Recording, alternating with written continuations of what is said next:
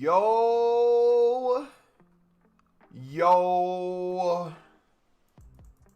Yo. Sunderland's the best team in the world. Yo. Yo, yo.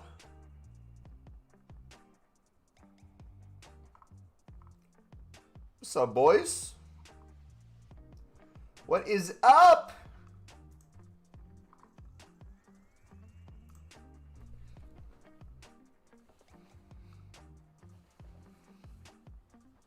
Your Holiness Mumbai. What? How we doing, boys? Barker, welcome, bud. How we doing today, dudes? You ready for some PPs? Estavio, nice. You ready for some crazy pack pulls? Or get some really good ones today, I bet. Trust. Sup, dude. Alright, we're going to make 50 player picks for you guys. We're almost at 40 right now. So we're going to build these out, chit chat. We'll spam 50. And then see if we can do another 50. Guys, League SBC'S. Since I recorded that video, I've seen a ton under 400. I don't know what they've done in the past little hour or so, but they're there to be won for cheap. League SBCs for pure profit. Alright, we'll do newest.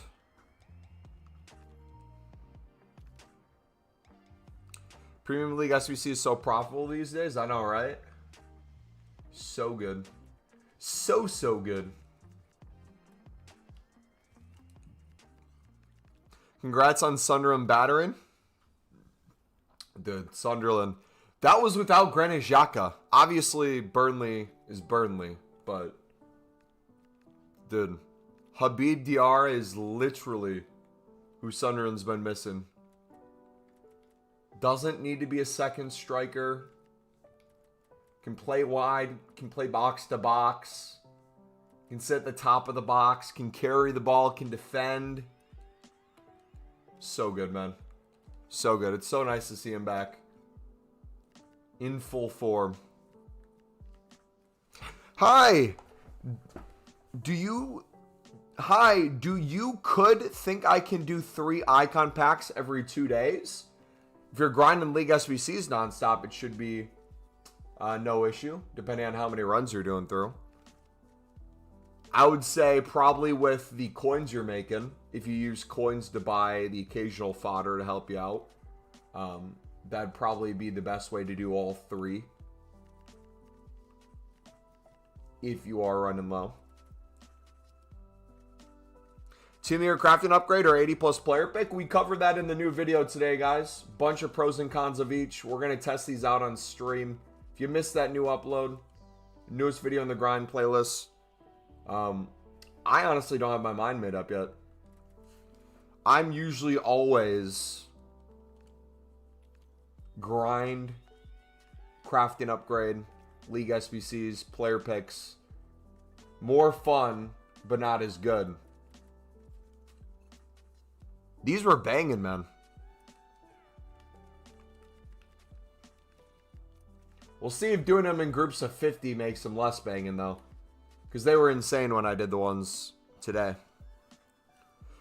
Who'd you pick up for the Future Stars, Evo? I mean, I really only have a few options for Sunderland. So I'm doing Chris Rigg, baby.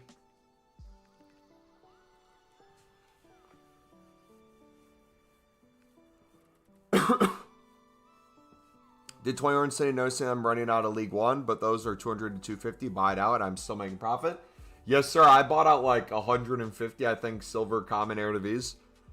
I'm nowhere near getting through them. OMG, that was L. English. No, you're good.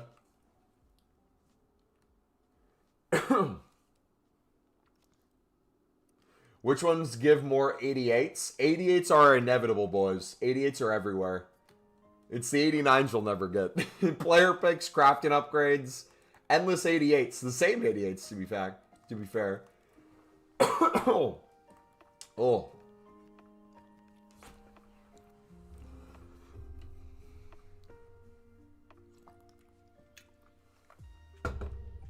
Started this year's game at the 28th of December. I have now 2.6 mil liquid with almost 700k value on the Chitros and 400 smaller golds open. No problem, buddy. Dude, why am I coughing so bad?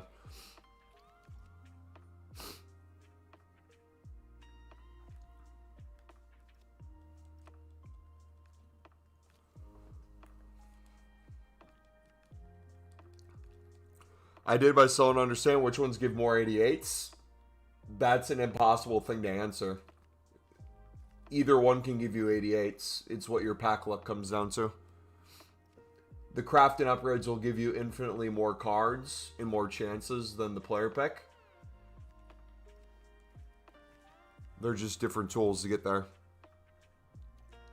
Happy with Newcastle getting destroyed? Didn't I call that?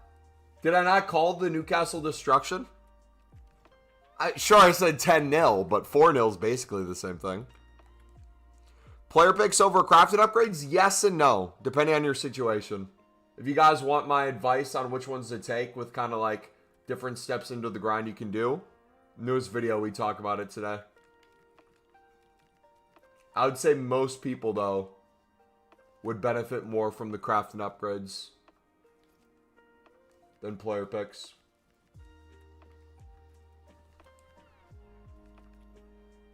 Did I see them? I didn't see them cook Newcastle. I just figured they would.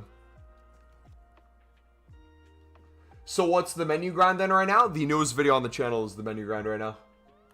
This is the result of it. You're seeing me make infinite player picks from existing grind we've already been doing. Sunderland coming to the Emirates this weekend. You lot are getting battered. Nothing personal, Pookie. Hey, if there were a team to get battered against, Arsenal getting 3 points before their inevitable collapse to second wouldn't be the worst thing in the world. It would just make the downfall even better.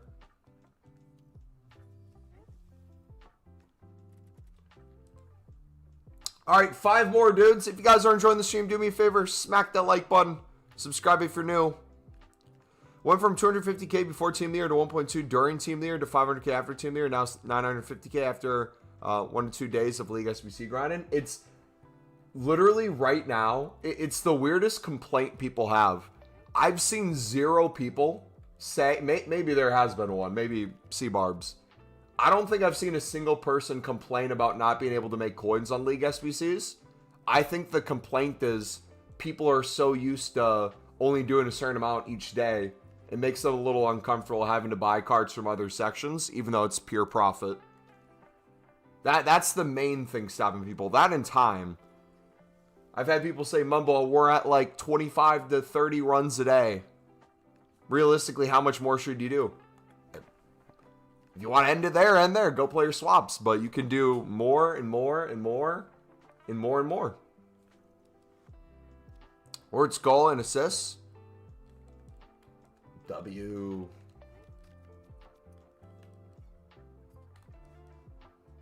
Dude, yeah. I watched that game. Saw that all coming. Crazy. Alright, 3 more, boys. Mixed, Prem, or both? Both is still good. Just with the Prem prices, this would be the one time I would say if you were to ever not include the mix. And I would still do the mix through the premium. But if you're literally able to pick up Pro League cards for 300 coins around there, that is disgusting.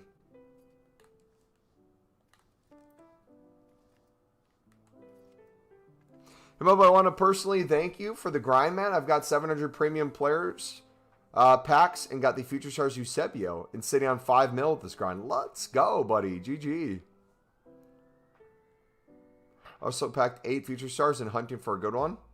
Yes, sir. Managed to build up 350 crafting upgrades, 100 Prime Electrum packs. I'm still in profit. And that pack is tradable. Nice. What do you manually sell in jumbo gold packs for the premium mix? Forrest, if you watch our newest video, I think it's going to answer like every single question you have, brother.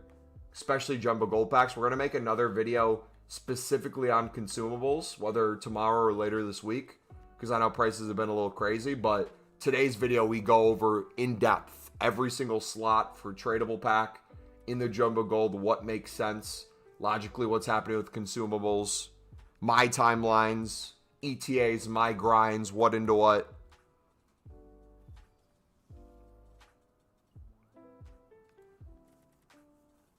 City are not winning the league, let's be real. Their team is mid at best at the moment. I feel like when you watch them play, they're fantastic for like 50, 60 minutes. So then they'll just randomly for 5 to 10 minutes turn completely off. Because like on paper, if you look at their team, not only if you look at their team, you have one of the best players in the Prem just balling out. Either foot, cutting in, going end line, crossing, shooting. Absolute baller, man.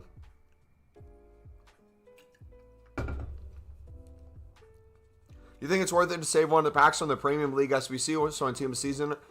Yes, potentially, depending on your grind. That's another thing we cover step by step in the video today, if you've missed it. Showing you guys it's possible if you want to save packs and how you could potentially not only save packs for future promos, how you would benefit depending on what's the pack, what's out, what fodder you need. If your dupe storage is getting full, the new video today really helps with that. That's probably the biggest concern people have right now is what to do with your dupe storage. That should help a ton of you guys. Why are Team of the Week so common? Because they're not really needed as much. All right, we got 50, boys. What do you think our best pull's going to be?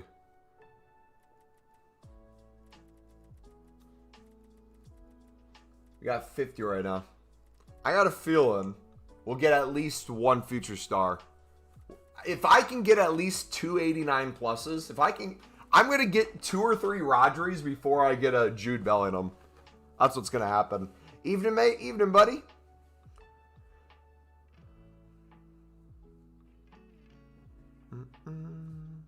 Well, it's been a minute. It has, man. Welcome back. Next week on Wednesday, it's a big game. Sunderland versus Liverpool. It's going to be a busy few weeks for Sunderland, man.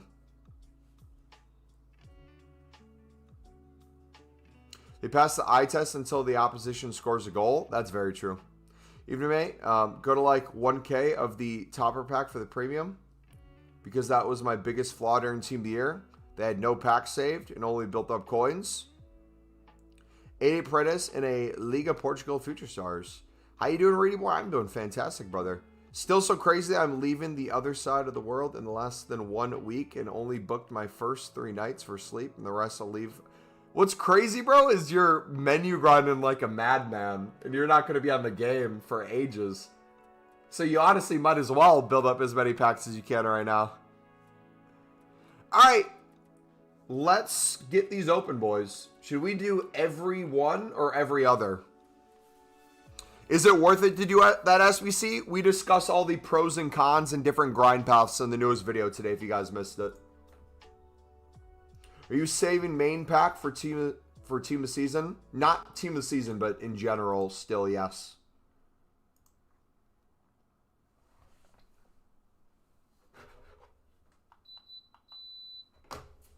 All right, let's get it. Ooh, my chicken's done. My chicken potatoes are finished.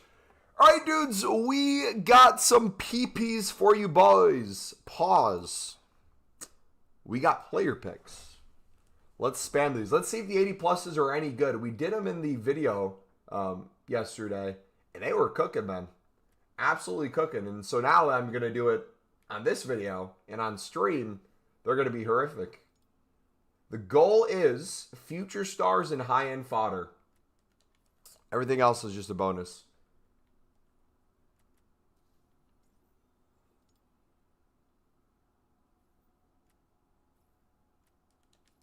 Oof. Oof.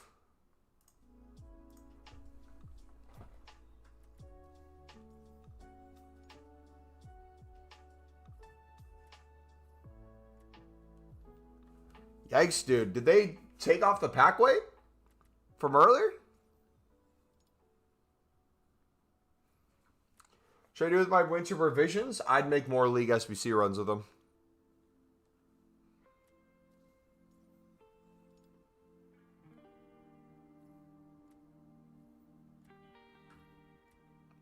Good man just came back home from the military a few weeks ago, so wasn't in the streams for a few months. Hey, how'd that go, man? Welcome back.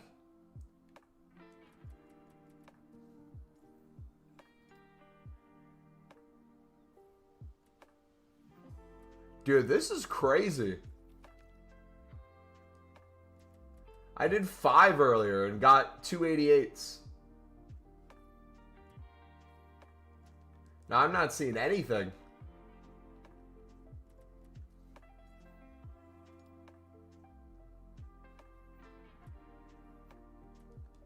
Dang, man, they nerfed it in real time. They knew we were going to build out a ton of them.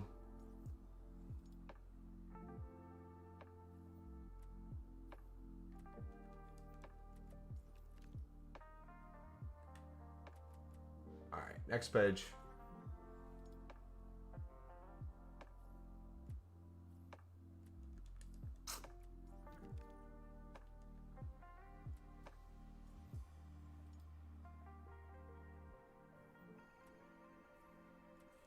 Tragic.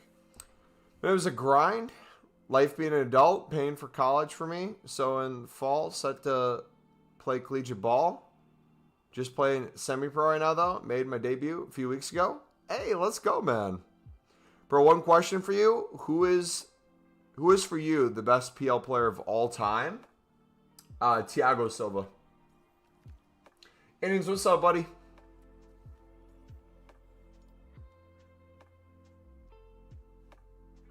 Hey, we got our first walkout. Come on, Cold. We'll take a Trent.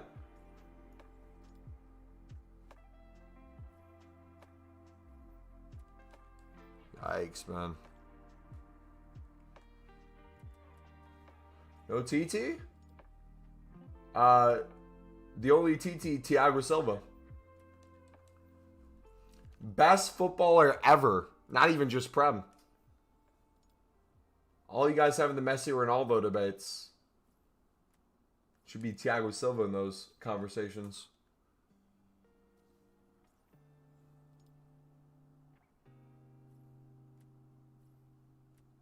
Boys.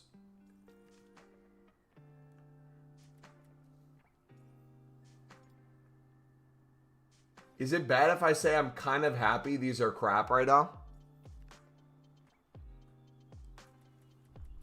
You are muted, Mumbo.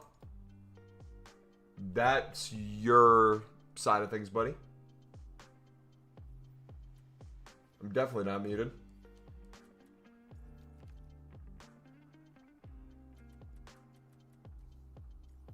I mean, you can hear right now, probably.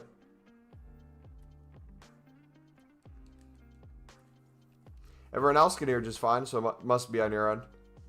I just checked the levels and they look good.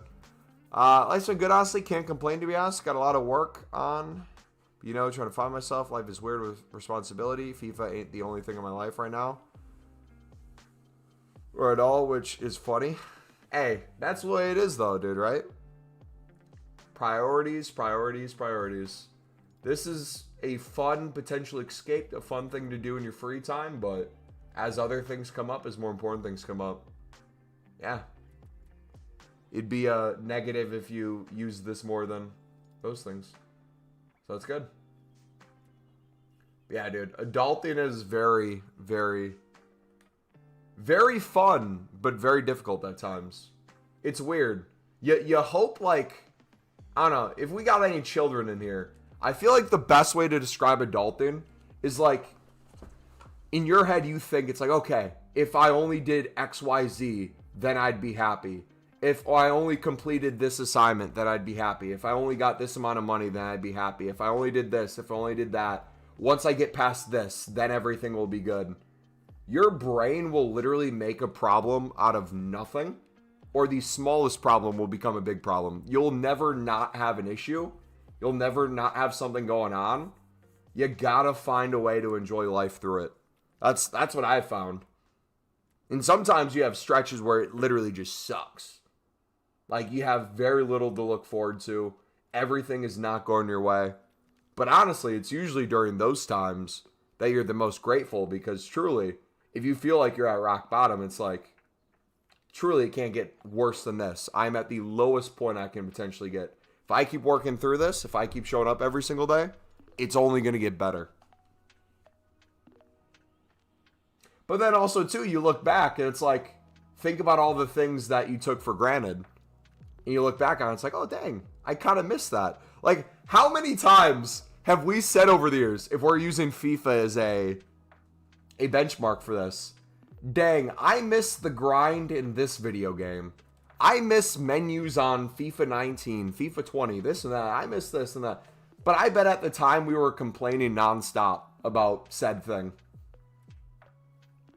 I don't need a team of the week.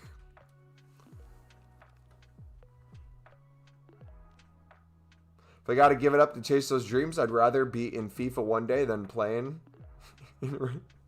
Hey, if you are in FIFA, if you ever make it in, brother, just know, if the best you are is a bronze, we might have to discard you in a bronze pack or put you in a bronze upgrade. Yo, Mebble, hope you're well. Is it worth me sweating champs for swaps? Hot take, boys. Swaps for some of you guys is like the menu grind for me. You live for it. You grind it like crazy. I'm looking at like all the areas of the menus. I'm looking at the squad battles games. I started going for some of the one league things. Not gonna lie. Rodri, we got a Rodri. Let's go. Not gonna lie, man. None of it is fun. None of it is fun. Why am I grinding my butt off to get an 82-25 pack, to get maybe a future star in a 88 plus, when I can get the same exact thing from player picks or crafting upgrades and way more of them? I can do endless icon SBCs, icon picks. So keep that in mind, unless you're going for R9. If you're going for R9, that's one thing, but most of us, we don't need anywhere near the swaps that they're given. So if you're losing your mind over it, it is not the end of the world. If you have to struggle and play champs and that's going to wreck your weekend, just don't do it. But also know, too, it's what, over the course of 3-4 weeks? So a few weekend league wins a weekend, you're basically there. Man, let me tell you, in basic trading, I was so thankful for the little things at home. One of my buddies is going through that right now. He just went into the military, and literally every little thing he just misses.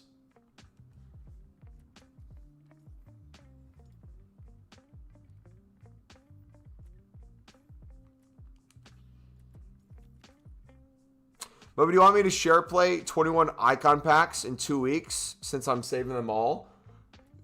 You're going to open 21 icon packs? I'm down. 100% I'm down.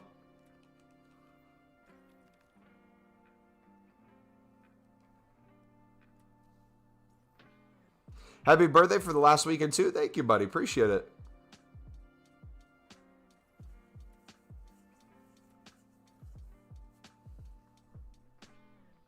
If I become a bronze, I'm posting that on TikTok and making myself extinct.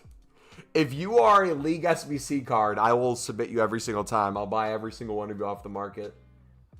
As a community, we'll have to make you extinct. We'll all Evo you, see who has the best Evo by the end of the year. Turns out Legendary is actually easier than World Class as well. Really?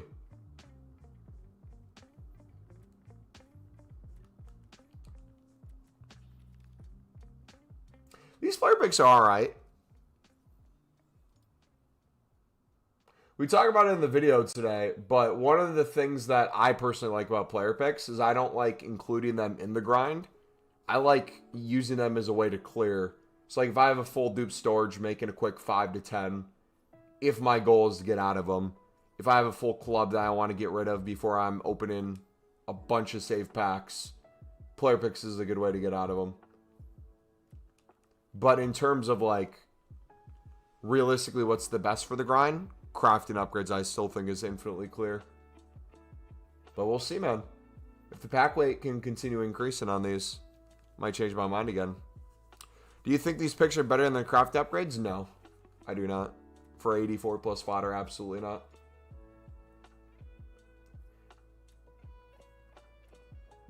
One of the other things you have to consider too is you're getting 3 cards per crafting upgrade versus 1 back per player pick. So you got to think about the infinite amount more you're able to do from crafting upgrades as well. Especially like if you're doing them back into League SBCs and vice versa. Champ's broken because every time I go into a game, it loses connection. Can't even start my games. Noah to Glory BPM method. Let's go. I'm not sure, Andrew. I didn't play Champs.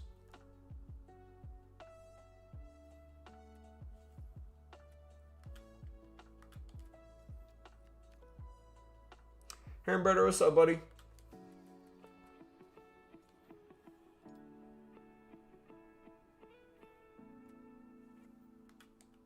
Take another 84. Why is this American bronze card in the Indian League the best card in the game? Dude, I'd have to make an Indian Super League Evo team if you made the Indian Super League.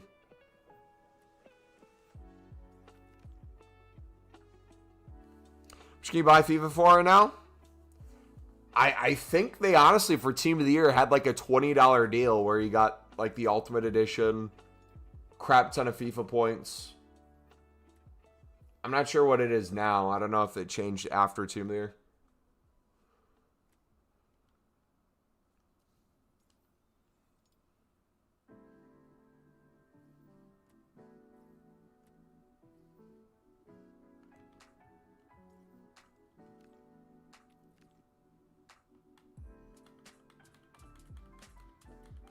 So, boys, out of those 50 PPs, we had 3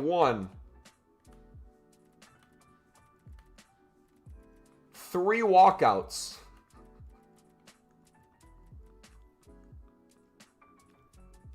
Yikes, dude. So if I don't do champs this weekend as it ends tomorrow, will I be on course for all the tokens still? Depends on what game modes you're playing outside of champs, and depends on what additional tokens EA gives us. I would 100% believe that EA will release more tokens than they have currently out, and then for the second set, the same thing. There'll probably be some store pack for coins.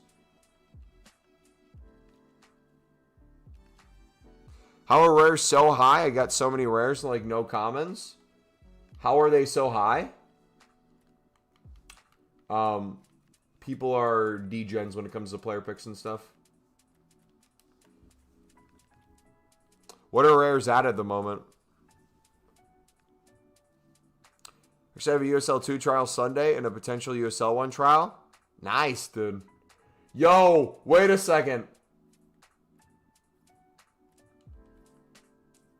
You should, if you end up somewhere in the USL pyramid, you should see if you can play for the Madison Ford. I'd come to every single game. If you drop a stinker, I would talk so much crap, dude.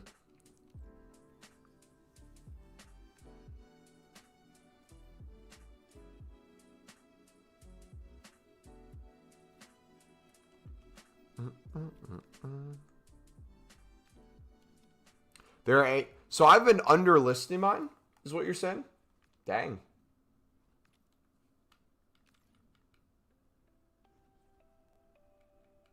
Yeah, dude. Literally, yeah. How cool would that be? I could say my moderator just dropped a 4.0 on FootMob.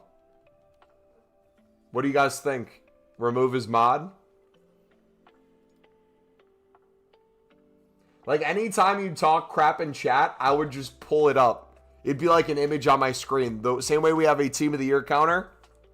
It would be a picture of Cryptic with a 4.0 foot mob rating.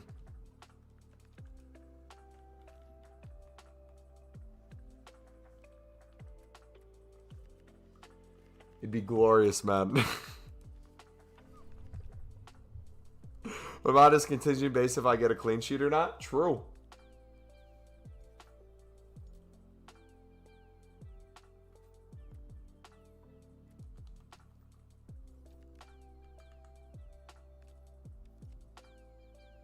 Actually got an offer to play in Wisconsin Mobile at UW Whitewater. Preferred walk-on spot, but we'll see how it goes.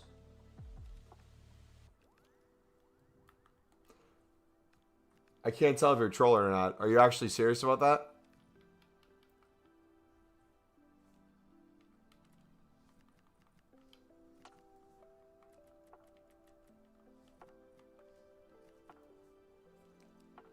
You know that's where I went, right?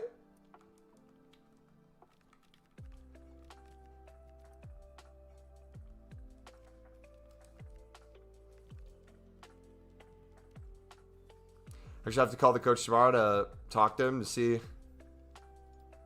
Bro!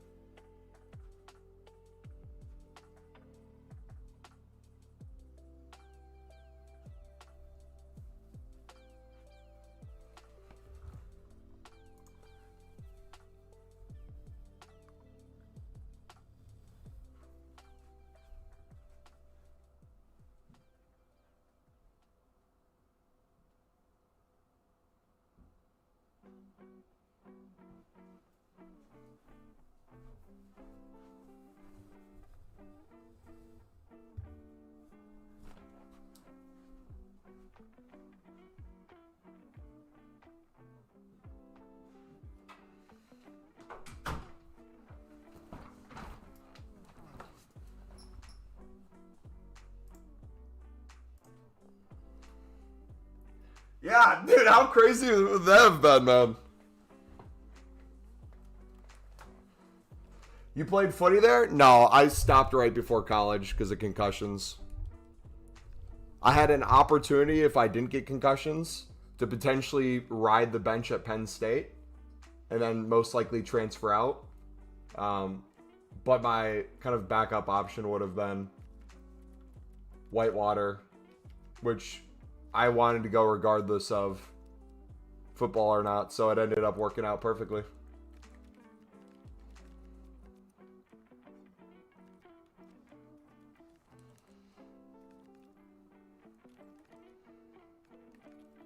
Give me a Discord call right now. Small world? Yeah, dude, it's crazy how small the world can be sometimes.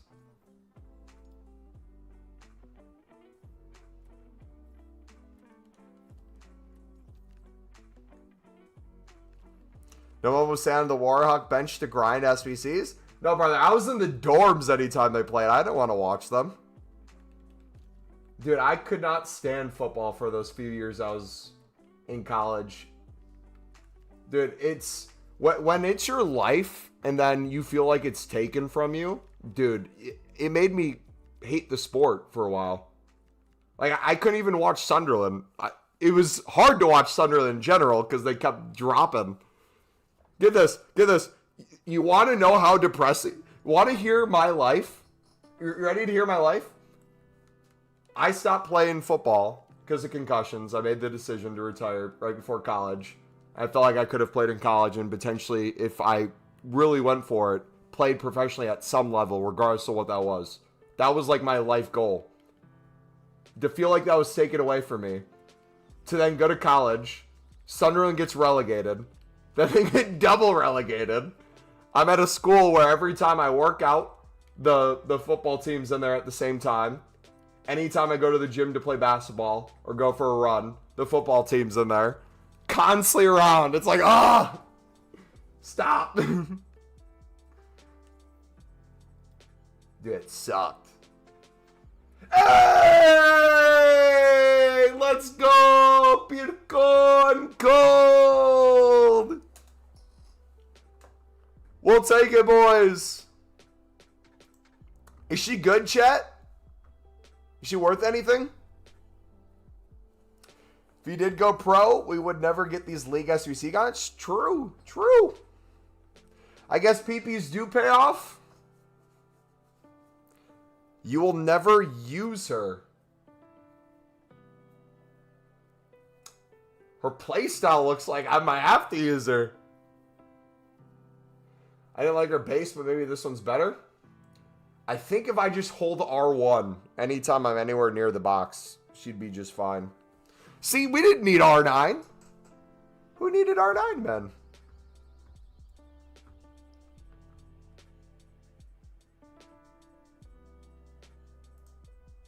All right, one sec. I'll catch up in chat. I just need to put this on there.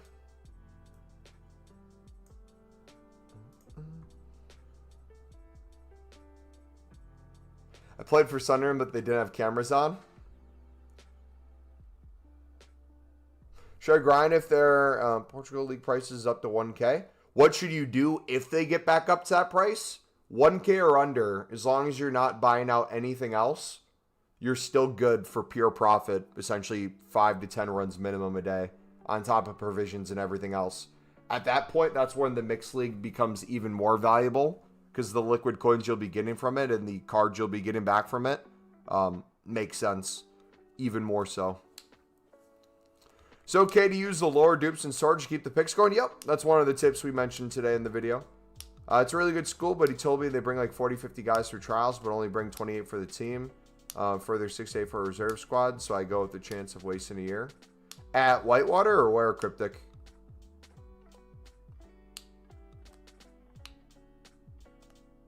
Does anyone else play FC better after a few drinks? I'm somehow 11-2.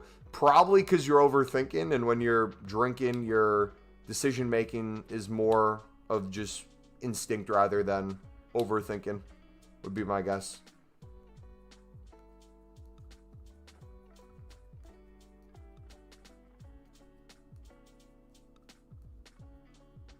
She's next up for challengers. Put her in the Icon SBC? We could.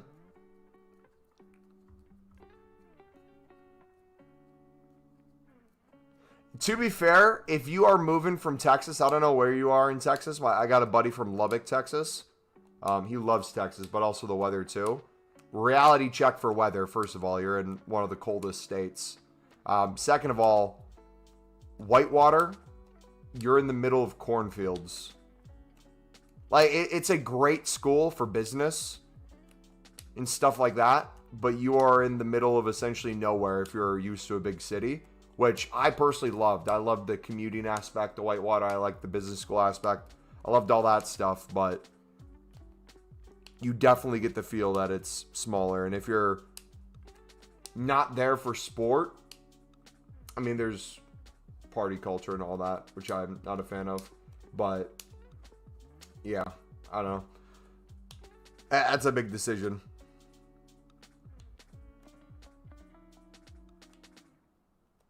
Supposed to be in Colorado right now, playing ball, but the coach that recruited me got a head coach job somewhere else.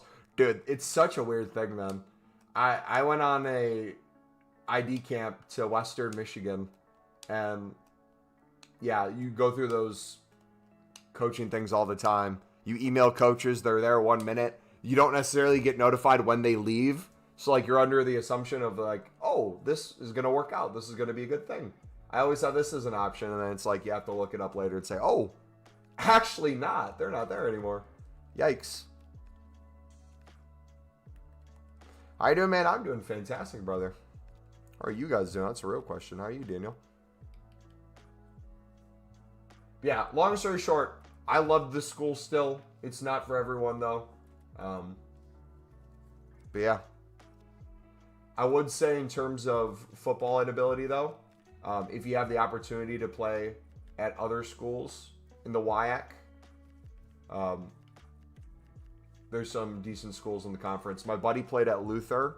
I play pickup with some guys who went to Luther. That's a good school. They usually make it far in NCAA tournaments.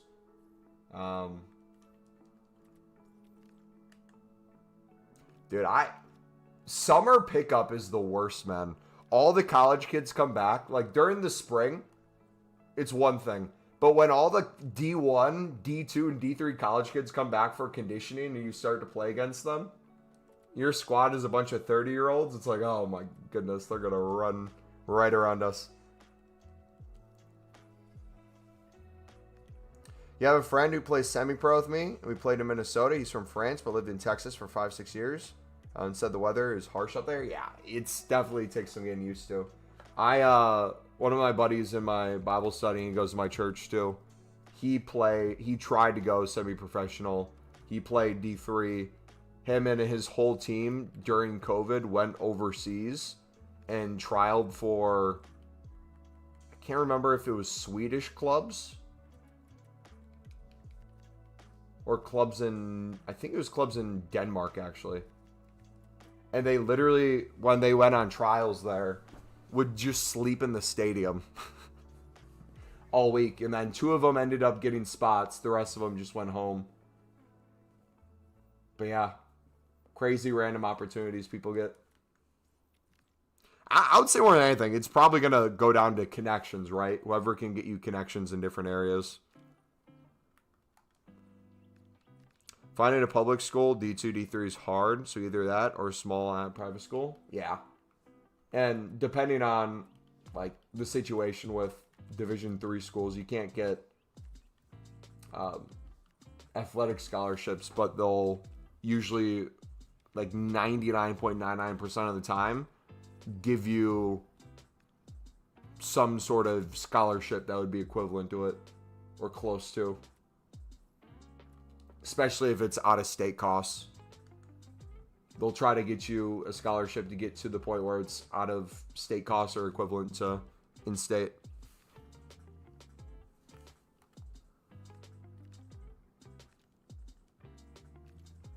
Mama, when are you opening Menu Grind School? I was just about to make a joke to say when we get enough children, but with the Epstein files and everything going on right now, I probably shouldn't say that. Probably not the time, right?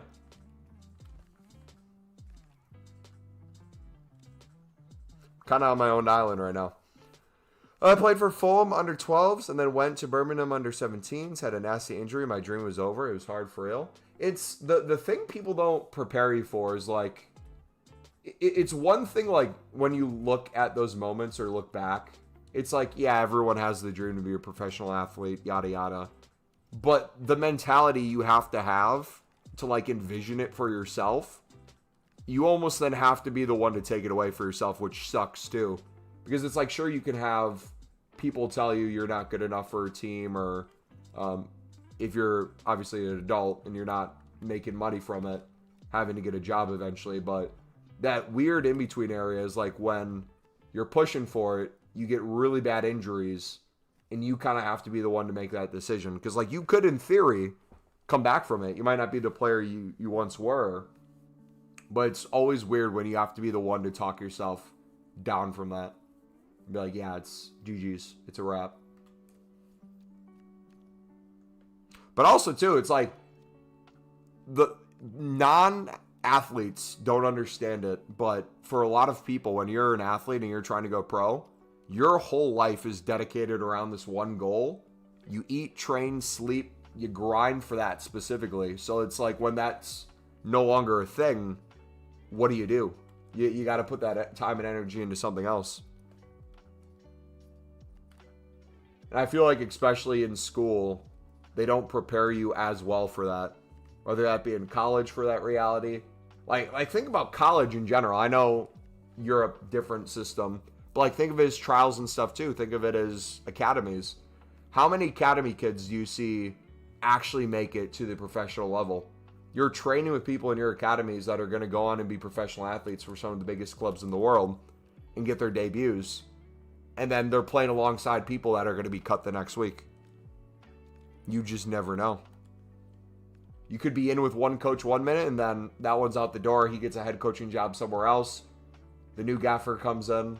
You're not the number one priority. You fall out of form a little bit, and boom. You might not get another chance. Or having to play out of position. That one, I'm so happy I never had to do that.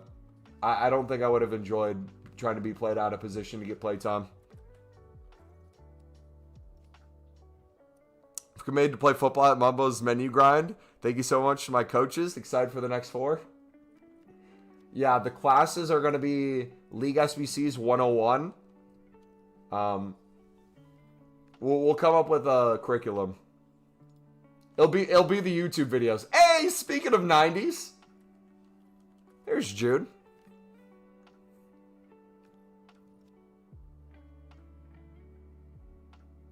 I tried with Chelsea, but wasn't good enough. LOL. I tried with Crystal Palace. I was the DM, forced to play center back at Fulham under 12s. Yeah, it's weird, man. I remember one of the moments where I'm like, oh, there's actually levels to this. Because it's like, you'll have your school, you'll have your club, you'll have the people in your area that you can kind of gauge, like, the level. But I remember I was in the Olympic Development Program, and I was representing Wisconsin for the United States. And we were traveling for a tournament, and I stayed at a hotel room with 2 guys who played on one of the best teams in Wisconsin. And I remember, like, training with them. The whole team was basically, like, Milwaukee kids and Pewaukee kids. And then it was me. It's like, oh, yeah, there's, like, no one near me. And then when you finally get on the pitch with these guys, it's like, oh, this is a center back who's 20 pounds less than me. He runs infinitely faster than me, longer than me. Sure, I might have a good long ball, but it's like, oh, there's levels to this. This center back is actually a center defensive mid who's playing out of position. He's trying to take my spot. Or, like, one of them, too, was I like left back as well. Left back and center back. So, like, left center back was perfect for me. Depending on the formation you were playing or, like, who was in front of you, that was the most outrageous one. Because you'd have some of the most hybrid players trying to make it work. But, like, I feel like the most common one is you're a center mid who then becomes a wing back eventually. Carlos, what's up, buddy?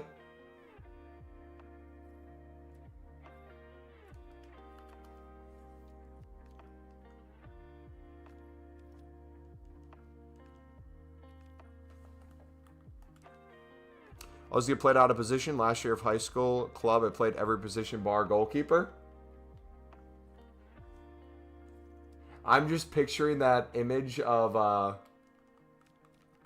is it Rafinha, the one that gets like the yellow card, the red card, scored goals, assists, check engine light on the card? I picture that, but with positions like next to the card. Just every position under the moon. Played as a 10-8 my whole life, slowly moved back to 6, and now play right back, right wing back. Yep. It'd be like that. It's like, if you're a center back, or, I mean, you can say left back and right back too, but I feel like left center back, right center back is different than actual left back or right back. But it's like, if you're a center back, especially in my case, when it's like, you're a center back, you're known for aerial threat, physicality. You're now getting concussions, so you're less confident with your head and a little scared at the same time. There's really nothing else you can do at that point. It's GG's. That's when we got the free kick trait added to our arsenal right at the end. Trivellas and free kicks. Biggest regret was being scared to move out of the UK to trial with the Danish team.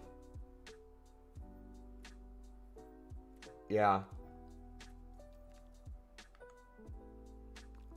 I'm glad I have no regrets with that, though, because it's like, someone said it earlier, it's like, if that would have happened, we would have had no Mumbo Elite menu grinding. It's like, true, dude, I would have never had this channel if I ended up playing in college and then going professional, so I'm glad it honestly ended when it did.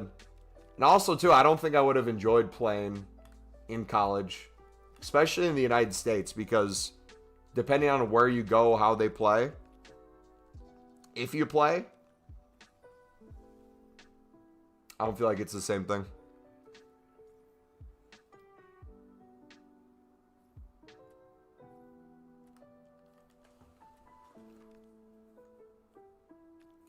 Right wing back in a 5 with a double pivot, 5-2-1-2 is the best thing in the world. Love it because I have less defensive responsibilities because 3 center backs and a double pivot and no wingers, so I can just bomb forward. Yep, and you have plenty of options around you too to play off of. So in terms of like coaches looking at you or like you actually playing, I feel like you get the ball quite a bit. You get to be involved in the more attacking parts of the game too.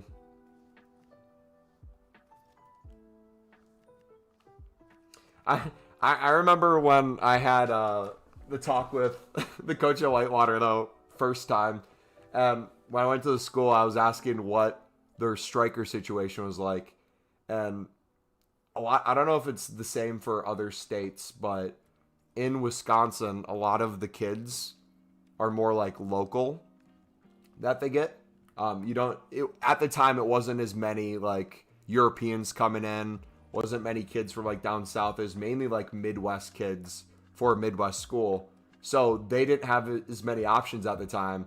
And he was dead ass telling me, he's like, we were looking at the track team and we were looking at the 100-meter dash kids. And we were trying to get one of the track kids to come be our striker. Albeit he probably won't score too often, but if he got in behind the back line, we reckon we'd be able to teach him to finish eventually. I was thinking about that. I'm like, dude, could you imagine playing a sport your whole life to go to a school just to have the coach tell you, it's like, oh, you're a striker? Yeah, you're competition. We want a kid who's never played the sport before. We think we can just throw him in. Excuse me? Sir? Do you realize that football, soccer is quite So it's insanely popular if you don't look at it as the number one sport. So if you only look at it from the perspective of, oh, what's the most popular sport in the United States? It's not soccer, football. It's American football. You look at basketball, baseball. Those are like the larger ones. So when you think about it, it's like, oh, so Americans don't play or it's not a big thing. But like, especially the collegiate level, if you pay attention, so many Europeans are coming to not only Division 1, 2, and 3 schools. A lot of them are coming to MLS Next. A lot of them are coming to playing the USL Pyramid, or soon-to-be Pyramid.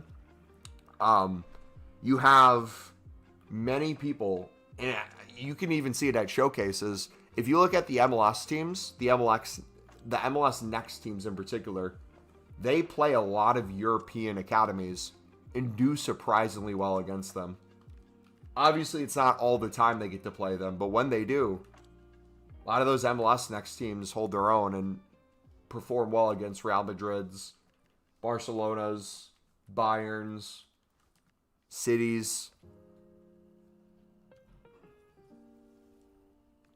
And if you think about it, now that there's a World Cup coming here, there's going to be even more eyes on the sport and a whole nother generation of kids that now want to have that be their sport too. So it's only going to get bigger and bigger. It's, however bad you think American football is, or the United States football, it's the worst it's ever going to be. It's only going to get better from here.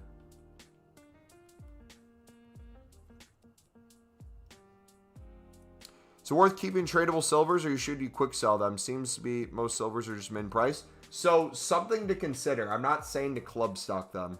I don't think it'd be a good idea to club stock them, especially if you're trying to make profit per run and you already don't have many coins.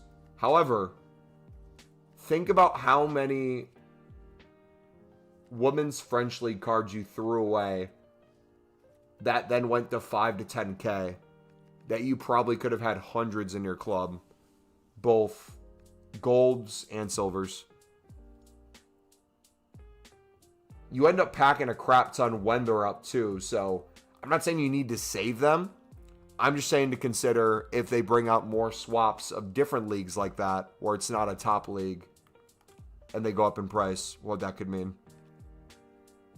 But I would say more than anything, use it as a tool to pay attention to, like, yo, I'm so used to quick selling these off-league cards. I now have to check every time I get a women's league to make sure the French ones are actually indeed up. And if I see they're up, I sell them for a few thousand.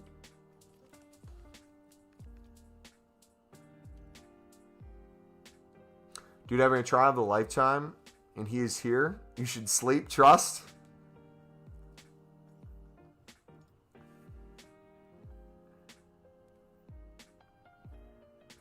Now, he has a trial of a lifetime. He has to be here. He has to prepare mentally with League SBCs.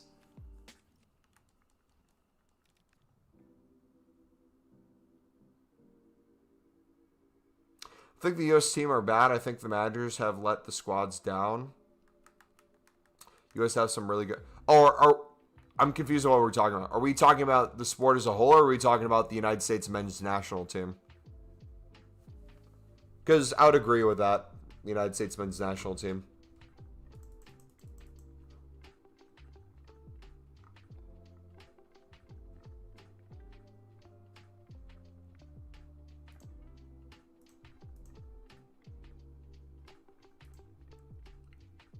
They made the Angulo announcement. Let's go. Nilson Angulo. Cold. Boys. Sunderland is signing former CONMEBOL players now. It's getting serious. The cards we used to do Libertadores and Sudamericana with, when they move away to different leagues, like the Pro League, and they're now a different League SBC card, they're now a Sunderland card. Is that crazy? Like, think about all the cards over the years, and soon to be like the next year or two, that we've put into SBCs, haven't even thought of, see their face a million times. Like, I've done that occasionally where I'll go back and watch old streams of mine from like years ago, and it's like we'll pack Ronaldo when he was at Atletico, and I think nothing of it. It's just another card. But now it's like, dang, that card's going to be a Sunderland player? Meanwhile, I'm opening these packs and we're in League One. Like 10th place in League One. Same here, I think England are a great team. It's just the managers letting us down. Discarded loads last night. I'm desperate for the coins, so I'll hold onto them. Can always quick sell them later if need to. Yeah, I know I could make more coins doing that. My thing now is, though, I'm already making more coins from League SBCs than I was before. And I'm already making more coins from trading and flipping than I was before. So I don't know if I necessarily need the extra. I'm going to get even more from consumables. So like in my head, it's now, how can I diversify to be in the best place possible for the time put in? I'm even hitting the point, don't clip this, because I want this repeated.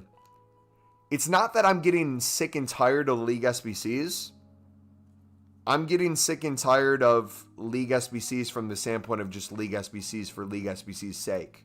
I'm now wanting to do League SBCs our unlimited way, to do all the icon player picks, to do all the player SBCs that I want to do. That's now going to be the fun part for me. Because otherwise, it's like, what's the point of doing all this for, if we're not going to eventually use it in some way? One, gameplay, obviously. People want to see some gameplay with them. You don't want to pack Team of the Years and have 0 games with them.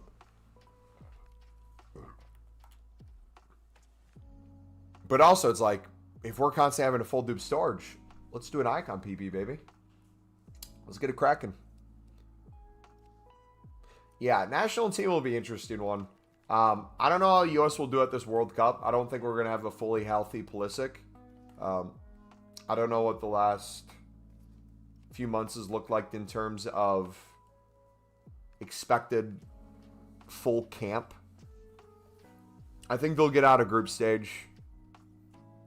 I think they'll get past the round of 16.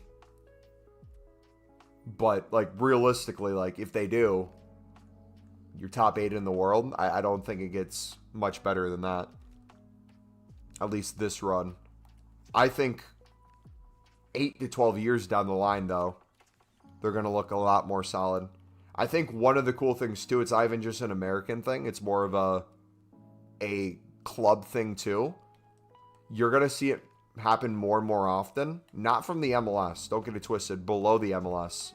Without the relegation and promotion in the MLS, if you just look at the USL pyramid, you're going to see a lot more people go to Europe from the USL.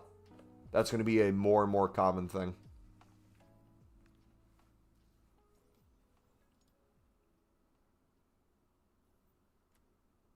Nuno, let's go. What do you think of the Netherlands for this World Cup this year? I think they're underrated. I feel like they're rated. I don't feel like they're underrated or overrated. I feel like Netherlands are always rated. They always have a solid squad defensively. Midfield looks pretty good. I guess the question would be, how long do you play Depay at striker? When obviously I'm biased as a Sunderland supporter. I'm going to say Barabi is killing it in the Prem, and his physicality opens up a whole new profile of player. But you have what? Somerville absolutely banging on the wing right now for Leeds. I'm blanking on other wingers right now for Netherlands. But you got some good attacking options. You got a solid midfield already. Really good defense. The real question is, how is Argentina going to do? An even older Messi. An even older team around him of Argentinians. Got some young prospects that'll do well. Yeah, Malik is awesome, man. I love Tillman. He'll do good.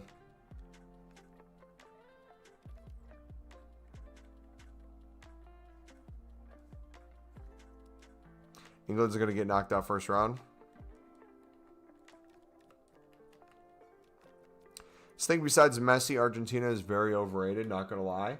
Well, I would love to be proven wrong. I just don't see an Argentina side playing for the badge harder than them getting Messi his World Cup.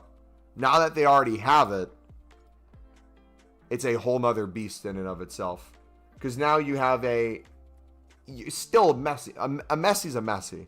But he's not going to be as good as the Messi from 3-4 years ago.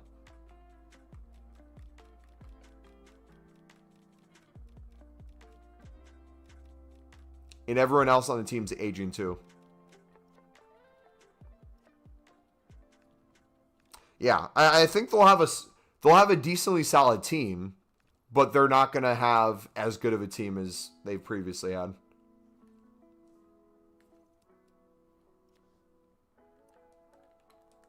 Mexico will be the interesting one. I'm curious on Carlos's take.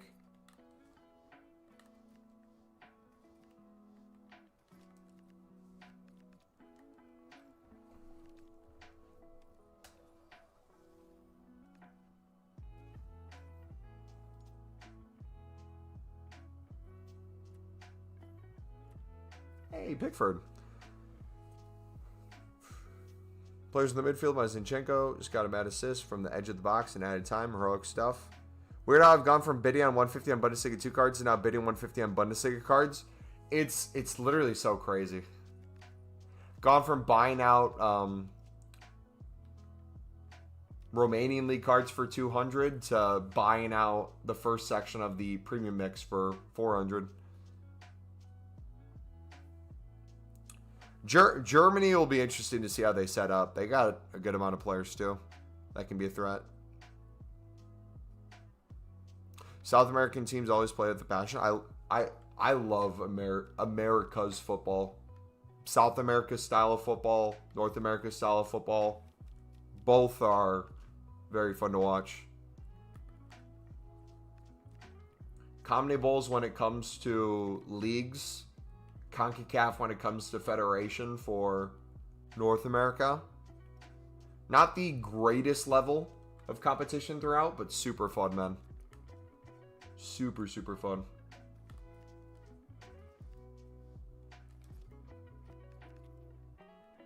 Bad, but still going to cook Mumbo with my Mexican Evo team.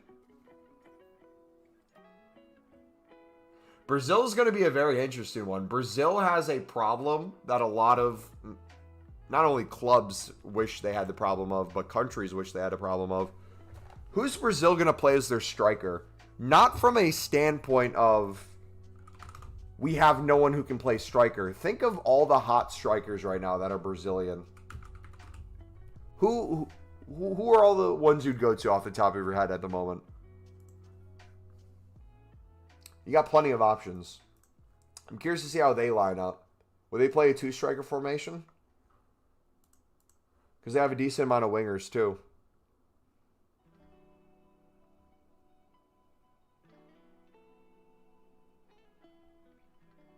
Yeah, Igor's hot. Do you know if there's any way to highlight important leagues in Pale Tools? Yes. We have tutorials on it, too, videos. What do you mean highlight? Like to add to an important league, it's in the settings. So like when you put on the SBC non-important leagues, it's not going to know what leagues are important or not unless you add it to the settings. So if you go through the settings and scroll down, it'll give you options of what would you like to add as a important league or an important nation. So you just save all the important leagues. So I do all the League SBC ones. Premier Liga, Bundesliga, Serie A, League 1 Eredivisie, Pro League, Portuguese League, MLS Championship, Serie B, Bundesliga 2, La Liga Hypermotion, League 2, Saudi League, Romanian League.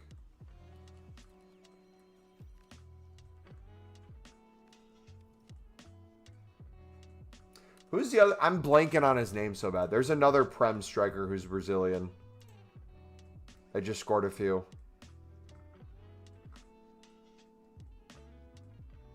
Pedro's netting too. So you have Ja Pedro.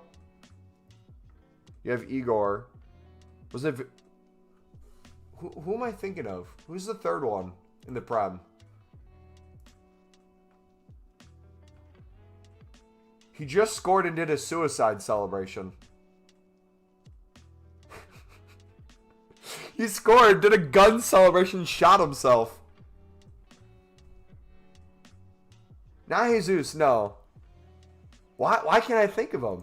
Hold on, let me look at the highlights of the games. What do we have as Prem matchups this past week?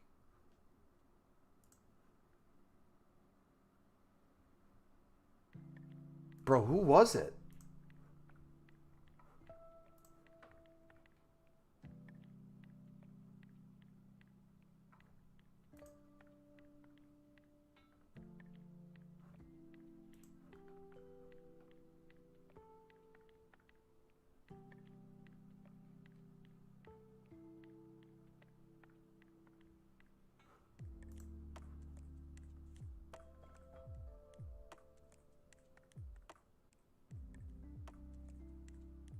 Evanson? What was it him?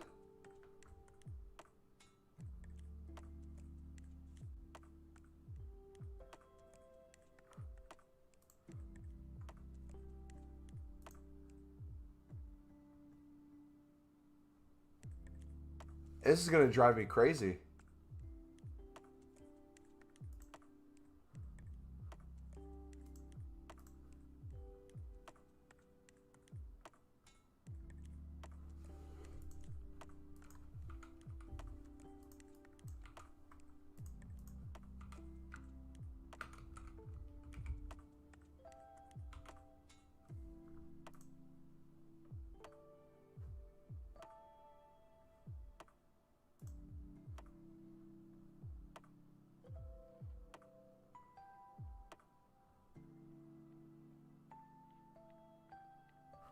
What was it him?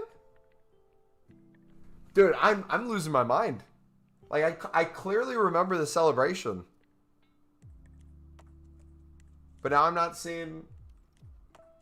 I'm gonna have to look that up later.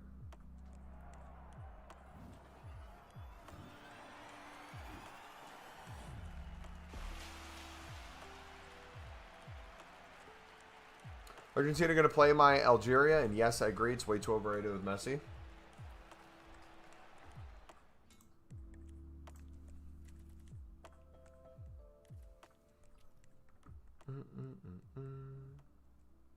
I do 40 plus runs of the premium mix a day, but I get burnt out so fast. Yeah, that's the issue I'm running into right now. No, it wasn't João Pedro. I was going to make a stereotype and say it was a dude with really bright white teeth. But every Brazilian that goes to the Prem goes and gets bright white teeth. Especially if they had bad teeth before. Dude, why can't I think of him? Who was it? He scored twice. In the past, it must have been the past 2 weeks. Maybe if it wasn't this week, it was last week. He scored twice. The first celebration he did was a gun celebration where he shot. And then he shot himself. And then the second one, he did a praying celebration. Why? Dude, this is...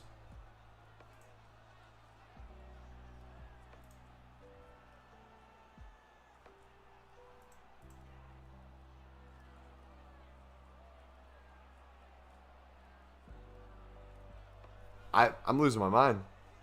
Is it the Forest Striker? Was it? Maybe I'm not thinking of.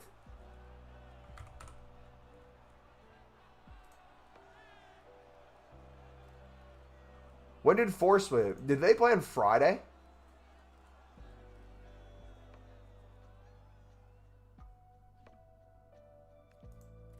January 25th.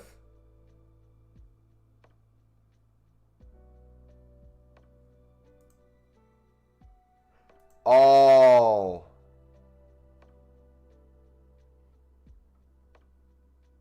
I'm an idiot. It was Igor. Yeah.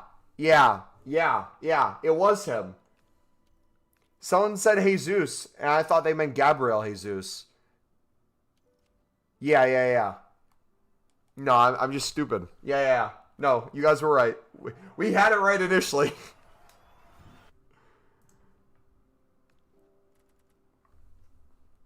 Dude, I was going to lose my mind.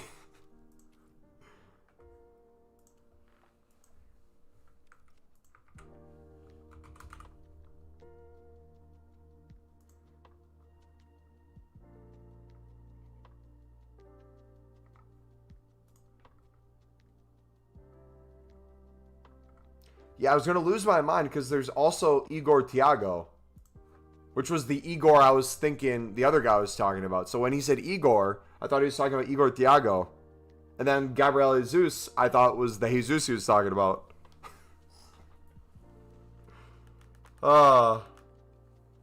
Yeah, we're cooked yet.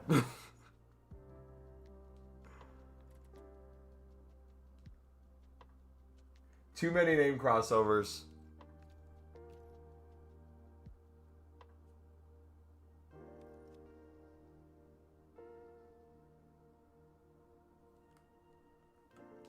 Yeah, might be. Sorry for the confusion. What was your opinion about English football supporters, like the Man United, Arsenal, and Liverpool fans, for example? It's not a take as American. It's not even a take on European football clubs. I think it's a take on quote-unquote big clubs versus smaller clubs. I don't think, unless you're an older supporter of a lot of these clubs, but especially if you're younger, I don't think a lot of these clubs really know pure pain when it comes to supporting their club. Like, if you talk about United supporters, for example, it's not that I don't think their pain's manufactured. They have a different kind of pain. United fans don't go through the pain of relegation and not knowing if your club's ever going to make it back to the Premier League. United's pain is the amount they spend, historically how good they are. They realistically should be getting Europe or challenging for the league most years, but then had such a fall off that even just getting Europe or keeping a manager for a season was an accomplishment. I think that disconnect can be very difficult when it comes to seeing those like supporters on social media. And like one of my best friends is a United supporter. A lot of you guys support the bigger clubs, and I hear like your guys' complaints. And it's like, dude, what a problem to have, man. Like, Liverpool's struggling this season, but they only spent like 300 mil. What a problem to have, man. Truly. You know what my problem was for the longest time? Waiting till deadline day to see what Prem club would loan out a 17-year-old to go play League One football to see if we had a chance. And then if we could get a loan with an option to buy if we got promoted for like $500,000. That was like my fear. How can we get out of League One?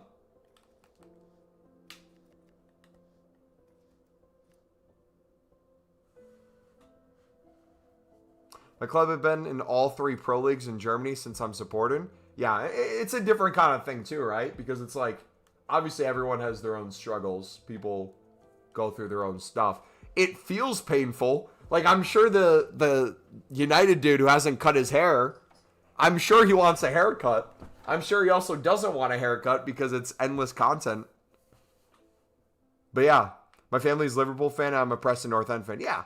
And it's like, that's the difficult thing.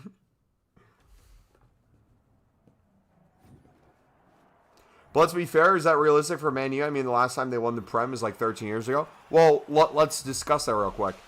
Is it realistic for Man U? Let's go through steps here.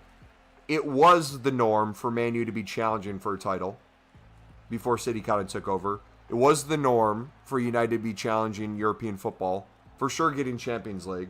It was the norm then if it wasn't Champions League, just European football in general. So when they missed that, the new norm is now the situation they're currently in. How do they improve from here? And so the new norm became overspending on players who didn't really perform to the paycheck, and then having to replace them with even more panic buying.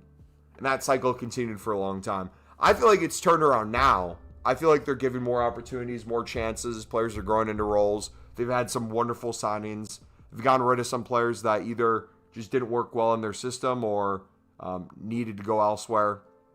You're seeing it start slowly come together, but I think that pain's different. Is it realistically to think they should win the league? No.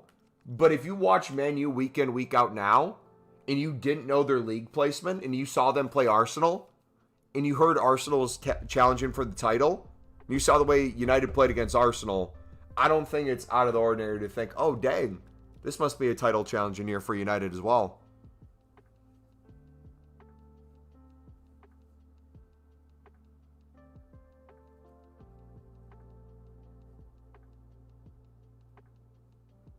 Sunderland are going to win the Prem. True.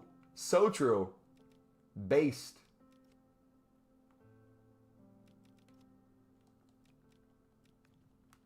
You're doing 80 PPs instead of Team of the Year crafting? My newest video, we talk about what I'm truly doing. I wanted to test player picks. I haven't fully decided whether I want player picks to be in the grind or not, but crafting upgrades are still, in my opinion, clear for the most part, especially for repeatable grind. If you don't care about as repeatable or you want to throw in some fun, I think you can definitely throw them in, but yeah, I wouldn't recommend them in replace of crafting upgrades. Like City done it in 4 years, so I don't get why these fans are like wilding when United's become 5th in the league or something. Well, the thing is, it's like expectations get built up so high. Clubs do so well historically that when they inevitably don't live up to it, it's such a weird thing to like wrap your head around.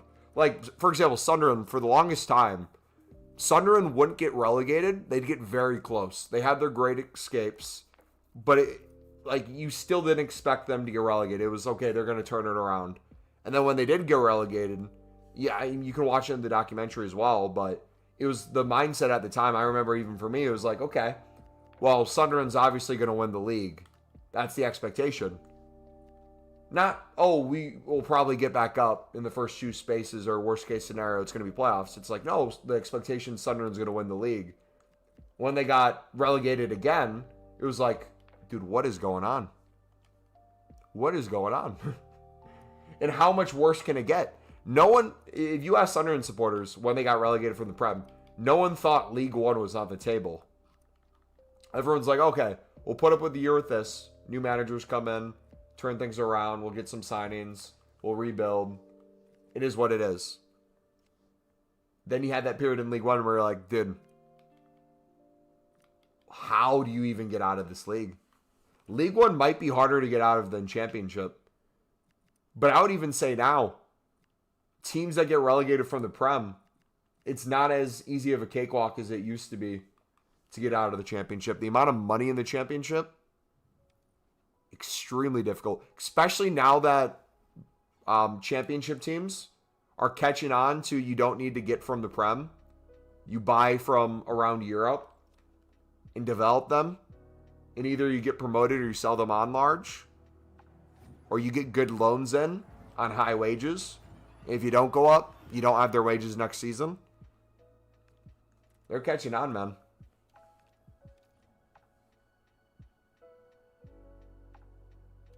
Like, look at Watford. What Watford's building. Insanely strong team. They get Bove in the midfield on loan with an option to buy at the end of the season. Iracunda that they're able to sign. Absolute baller. Look at, I mean, we have Seabarbs in chat. He can speak for his own club. Look at Burrow, man. Look at Burrow over the years and what Burrow is now. It's wild how strong of a team they have. Look at Coventry, man. Coventry has been building for a little bit now. They look phenomenal. Ipswich has always had a quality championship team. That wasn't the problem. Ipswich's problem is they went to the Premier League with a quality championship team. That was their biggest problem.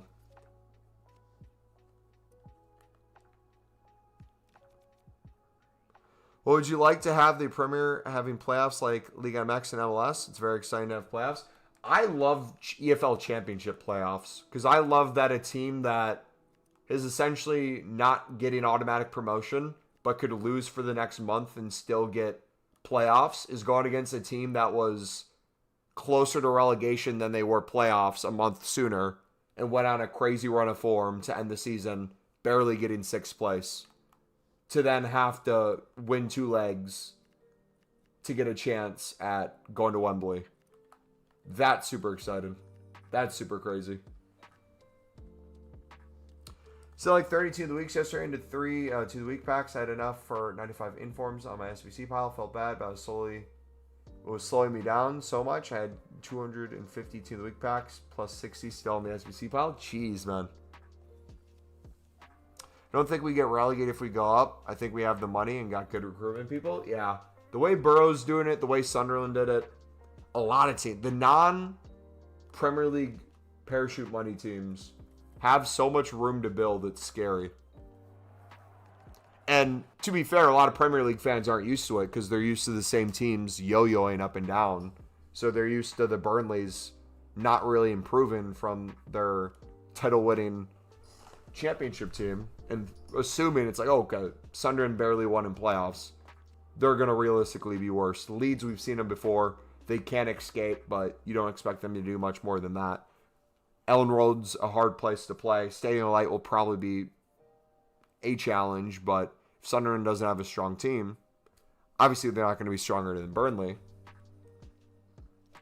But then you recruit well, you get a good team around you, you get a crazy player like Xhaka in, everything changes. That's fair, but it's like crazy to think as a United fan, you're going to get easy Champions League. That's just disrespect for the brand. But I don't even say it as like a disrespect to United fans or any other fans. I think that's because that's what the expectation is. For example, take me as a Sunderland supporter. It's still impossible for me to engage in the Premier League in an honest way. Because in the back of my head, no matter how good Sunderland does, no matter how many wins, no matter if they're the only team in the Premier League who has yet to lose at home, they're undefeated at home, in my head, I still have that fear of relegation. Right? As crazy as that sounds now, in my head, that's what I'm used to. That's what makes sense. So it's like when United fans have, we should be challenging for Europe, we should be getting Champions League, we should be challenging for the title, built in for all these years, when they're below that standard, in their head, they still believe it, even if it doesn't line up. Same way that it's like if Sunderland gets Europe this season, I can analytically say, yeah, realistically, look at how Sunderland did against Champions League teams, title-winning teams. Look at how they did on the road against Chelsea. Look at how they did on the road against Liverpool. Hopefully we do well on the road against Arsenal, but I think that's going to be a bigger challenge. City, we did horrible on the road. Draw at home. But it's like you point to those things. If Sunderland gets a Europa League spot at the end of the season, it's like, okay, yeah, I could see that now. That makes sense. But in my head, I'm thinking worst-case scenario.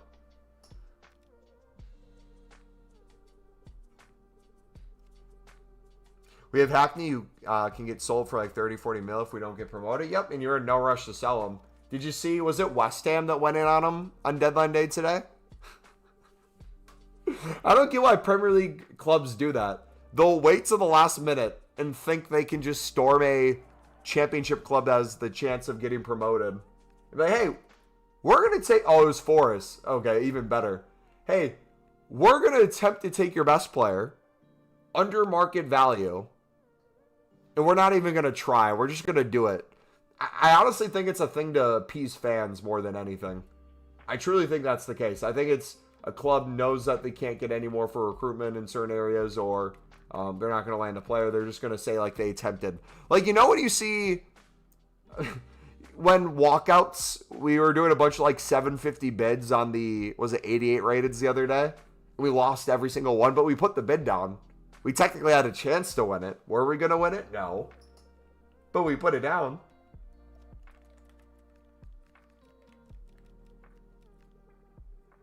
Last trophy was the World Cup in 96-97. Have you seen that Millwall got some old Sunderland players on loan? Not even old. They have now Sunderland's was starting goalkeeper at the start of the season before we got Roofs. Was the starting goalkeeper in the championship, Anthony Patterson. You now have also the guy who won us promotion to the Prem, Tom Watson, who plays, now is a former Sunderland player, plays for Brighton. Yeah. Millwall has a good chance to make playoffs now, too. Like, that whole mid-half of the championship is so congested. But it's so fun to watch, man. Because you truly don't know. Like, one of the things I will say, because I know the comment's been said a few times in chat over the last few weeks, the Prem this season, for those of you who think the Prem is not as fun to watch as it was in previous seasons, I encourage you guys to watch the championship. You can watch any matchup you want. Do you want it to be the automatic promotion teams that have a chance of going up like Coventry? Watch them play. You want to see Borough play? See Millwall play. See Watford play. All those games are so fun, dude. Forrest even said they won't leave no matter what. That's good. Yeah, I was just going to bring that up. Sunderland had Zlatan's name at the bottom of their list. Why am I seeing Zlatan at the bottom of the list?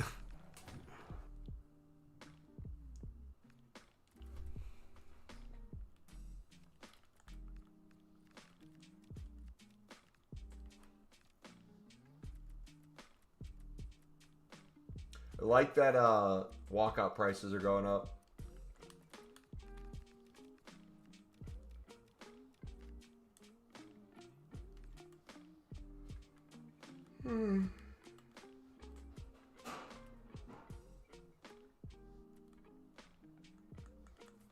Dubravka. You don't sign Zlatan, Zlatan signs you. True. Could you imagine Zlatan in the EFL Championship?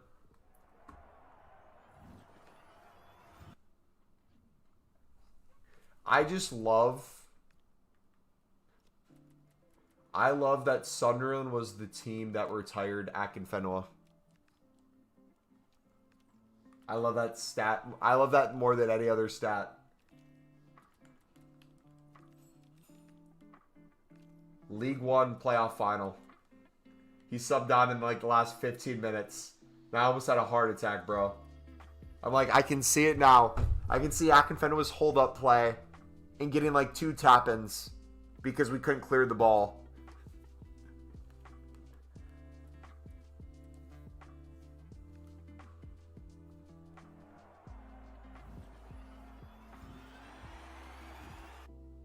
Seed one, need one more 90, and I finished Marcelo from the Premium League upgrades and Team Crafting. I think it's worth club stocking one of every future star that has min price. Yeah, so one thing I would recommend, we'll make a video on special card trading, flipping, and investing later. But once you're now making hundreds of thousands of coins, millions of coins from League SBCs and menu grinding in general, one of the really easy things you can do, and it was a guaranteed way to make coins in previous promos. This year, it's a guaranteed way to make coins.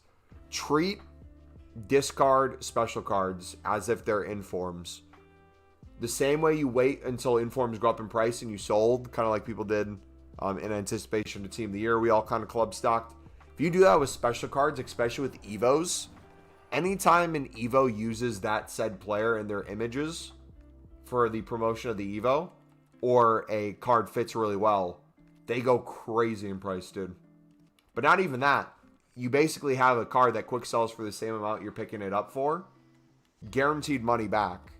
We'll have times where the whole market is up thousands more than it is currently. So like as an investment, it's like a non-fail way to make coins. As long as you're willing to hold them and play the waiting game.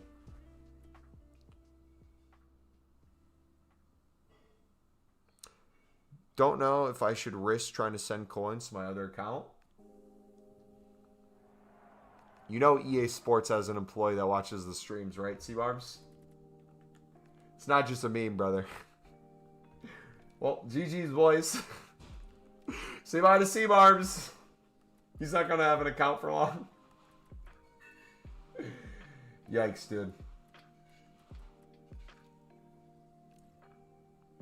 When was the last time they juiced the League SBC packs? At least once they were upgraded? No.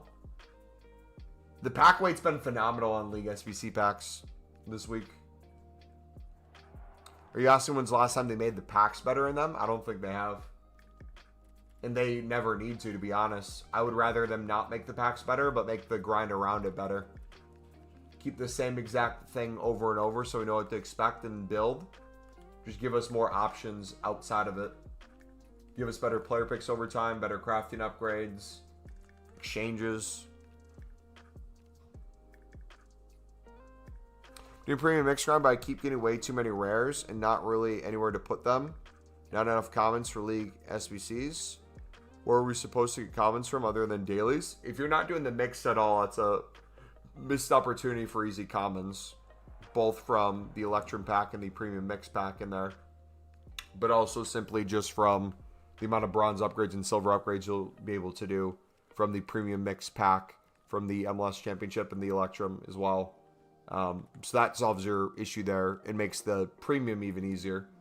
But on top of that, there's nothing stopping you from submitting more rares than you need into an SBC or a crafting upgrade or a player pick. That's always an option you have.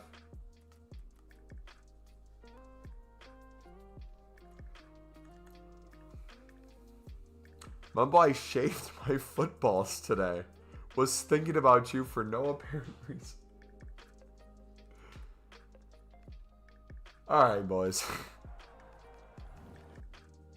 We're throwing the 80 plus PPs or just the crafting upgrades. I kind of give a list of pros and cons and kind of my whole approach in the video today if you guys missed it. If you want kind of like my in-depth analysis, my quick kind of shoot from the hip is not going to be as good for the grind. Nice way to quickly clear dupe storage, doing unlimited unassigned, things like that. But in general, crafting upgrades are going to be infinitely better for you in bulk.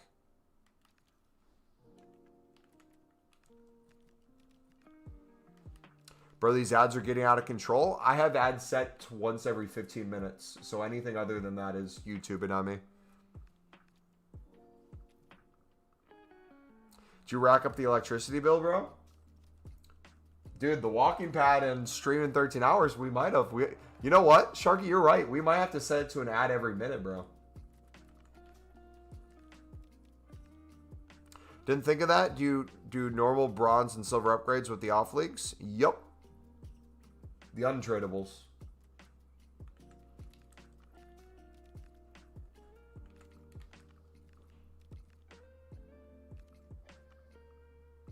Sometimes I sit there and wonder why I'm grinding icon swaps for an R9 I won't use. Exactly. Exactly, man. Why did I just put a Super League card in my club?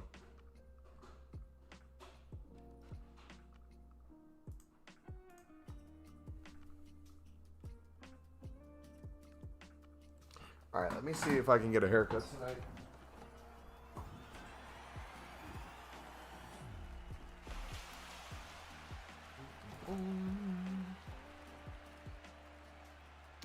Sports clips.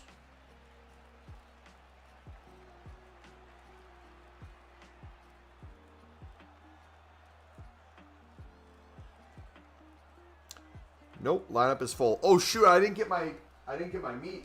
Hold on. Guys, I need to get my meat real quick.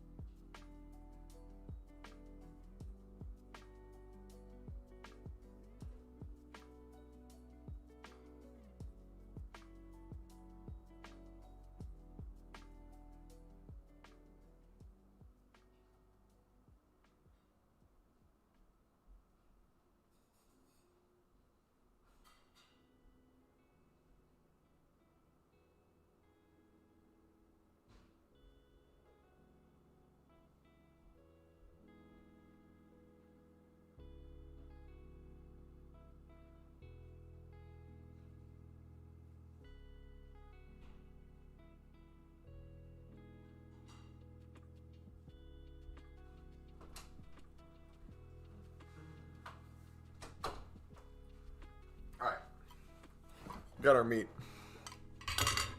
I actually think Sunderland will be ahead of Newcastle when the season ends. I don't think that's a crazy thing to believe. What's the real question is what Newcastle does in the summer window. Because what? Tonali's contract's up in the summer, I think. And it doesn't seem like he's signing a new one.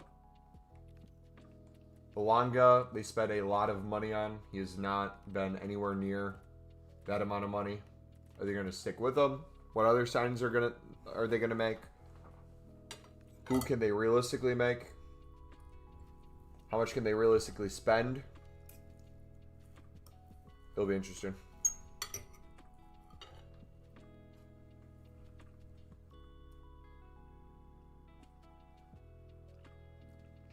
Pack weight's really nice, personally.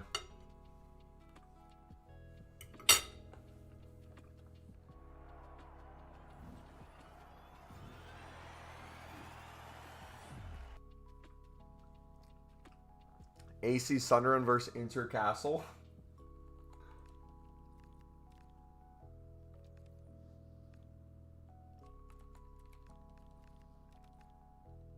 I would love for Tonali. I would forgive Tonali if he went back to AC Milan.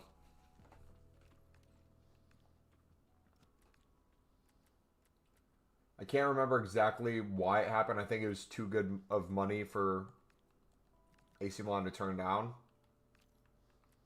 But I'd forgive him if he went back.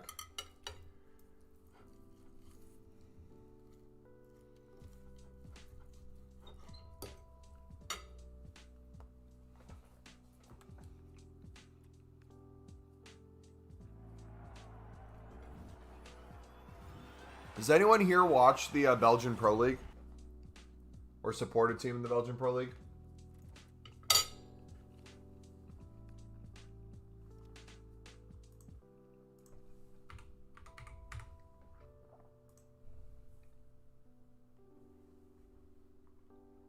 Yeah, it sucks to see him injured.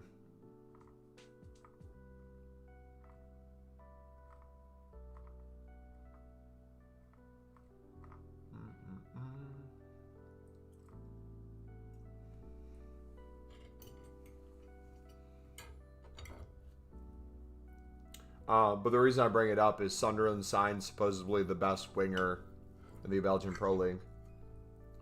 Nilson Angulo. From his highlights, he's a tall winger who has skill moves like Neymar. Likes to be cheeky, so that'll be fun. Eredivisie fall-off needs to be studied. I have a friend that thought Belgium was in France. Understandable. That's like NA logic. I can see it. Dude, speak about European countries. I know it got a lot of crap when it initially happened with the new Champions League format. What do you guys think of it now? That final day of Champions League, bro. That feeling, dude, went crazy. Europa League did a little bit too. But that last day of Champions League, man. Oh, gosh. That was so much chaos.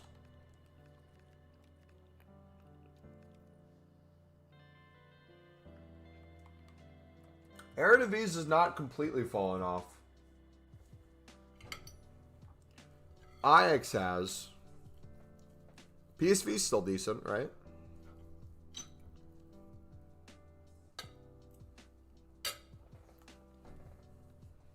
That goalkeeper header right at the end was crazy. Yep.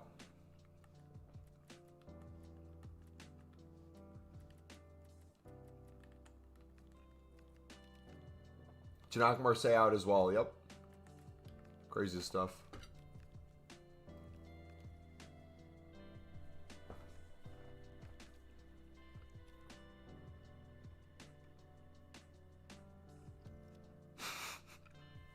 Let's see. Remember, you want to support swap managers?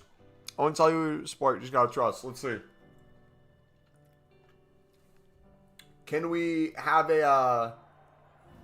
Can we play a guessing game? Where I asked a few questions without giving away exacts. Okay.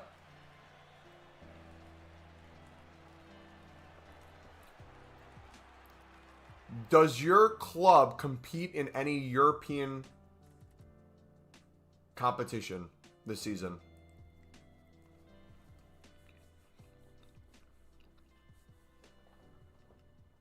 Yes, okay.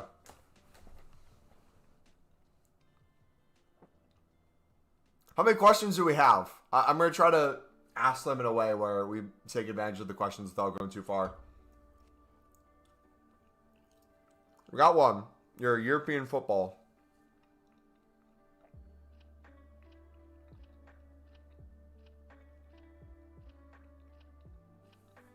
Did you put Roos in that goalkeeper, Evo? Yes, sir. Look at that card. Up to you? Okay. 5, but you have 4 left. Okay. Chat, what should the next question be? If someone puts a question in chat, if I agree that it's going to be one of my questions, I'll say so. But what do you guys think should be the next one? Saying whether or not it's Prem, I feel like would make it too obvious.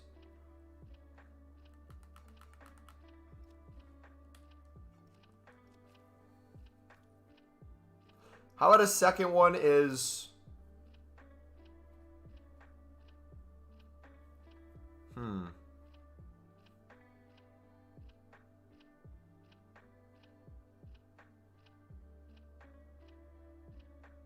We're going to go like a mid-tier guess kind of question. Is your club in the bottom half or the top half of the league's table? So if they're Premier League, are they top half of the table, bottom half? If they're La Liga, are they top half, bottom half? Not the European competition, just their... Okay, bottom half. Okay.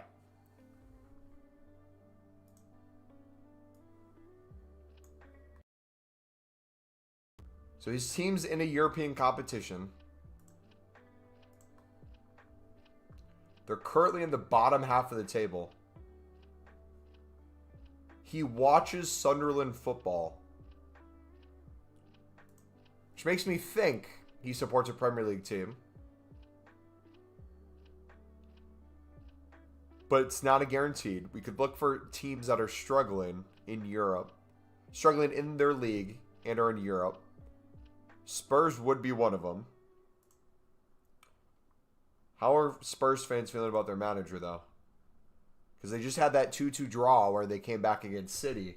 So although they might be frustrated with him, that might have given a little more time.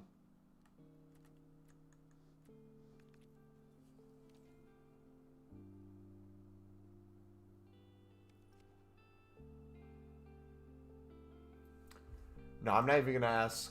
I'm gonna ask a more targeted question. I'm not gonna ask, do I watch Sunderland football? I'm gonna ask a targeted question.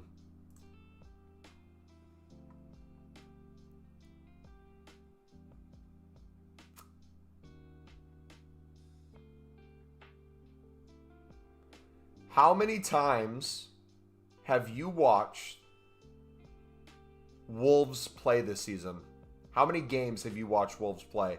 Not like, oh, you watched the highlights or you tuned it on. Start to finish, or a majority of the game. How many Wolves games have you watched this season?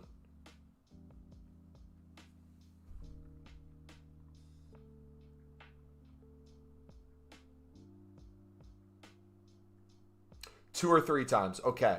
Reason I asked that is if he supports a Premier League club, it's very likely his team has played Wolves twice, and he watched both of those games. It's also likely he watched Wolves when his rival played them, or just it was one of the games I was on. Isn't a guarantee. But I'm thinking either Forest or Spurs in my head.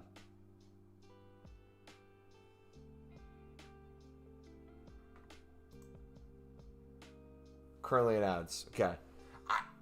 I think it's Nottingham Forest.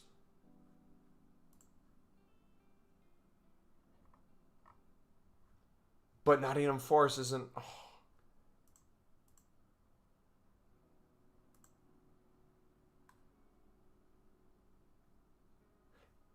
If it was Spurs, he wouldn't be out of ads care. Okay.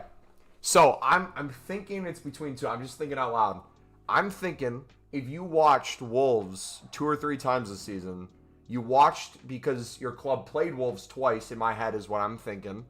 And or your rival played them and you want to watch that as well. Or you were feeling you were a threat for potential relegation with your spots and you wanted to kind of hate watch the other teams to make sure you didn't go down.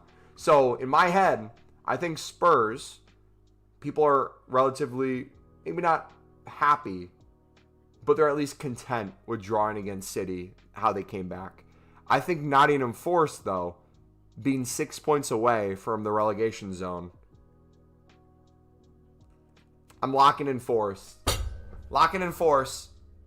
You want to build, you want someone other than Sean Dyche. You want to have a outlook that you are happy about and a team to build around. You want the sustainability of Sunderland with European football. I'm locking it in. Force is my fine. I'm locking it in. I'm sending it. Locked in.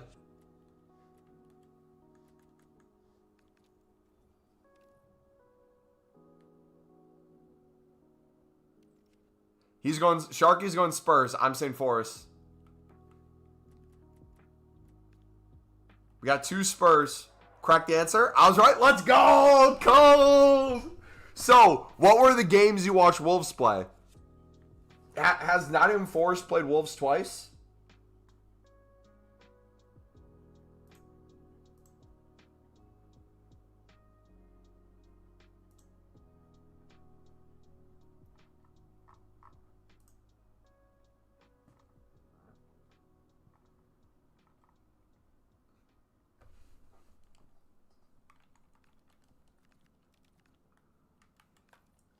Fair play.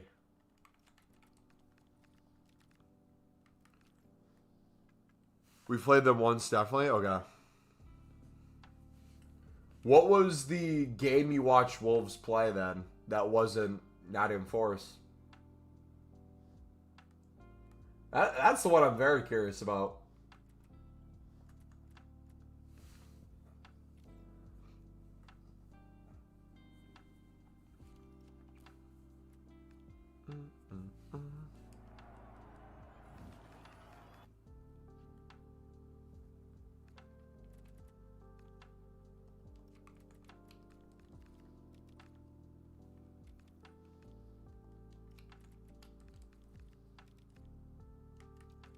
So you don't remember? It wasn't a big team, though? Probably Newcastle then, right? Makes sense. Yeah, no, I think you guys will be good. You'll be fine. I don't think you're at risk of actual relegation.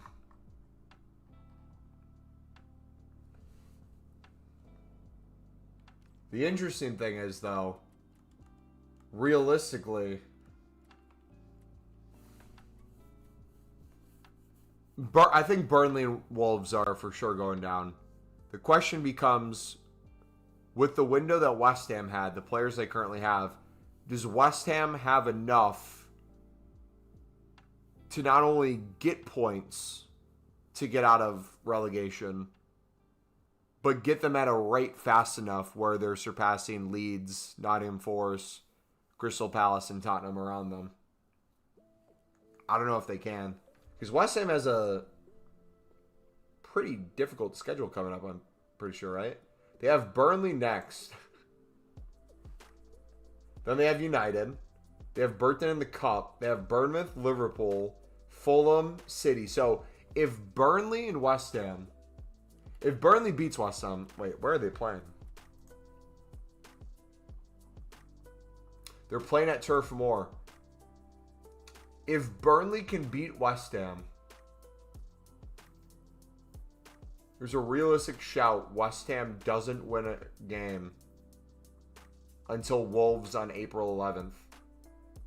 Because they have Burnley, United, Burton if you count the cup game, Bournemouth, Liverpool, Fulham, City, Aston Villa, Wolves. And the rest of the season is Crystal Palace, Everton, Brentford, Arsenal, Newcastle, and then Leeds on the final day. There could be a day, final day of the league could decide relegation depending on how West Ham does the rest of the season. Depending on how good Leeds is. I think Leeds will have enough to stay up. I think their home form is good enough. I think they have a quality enough squad to get them points against bigger teams. Poor Wolves, they messed up when they let Raul Jimenez and Adama Traore go. They have some baller on loan right now who just scored a banger in the Champions League. I'm blanking on who it was. I think it was a League One team. I would have recalled him mid-game, bro.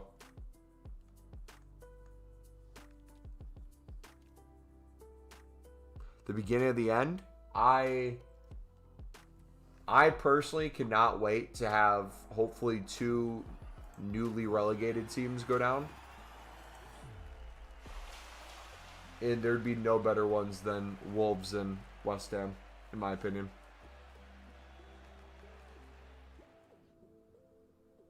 Crystal Palace could be in trouble. They were awful against Forest and the weekend. And there's a bunch of stuff happening behind the scenes that's not positive. So you're correct. They could be in trouble too.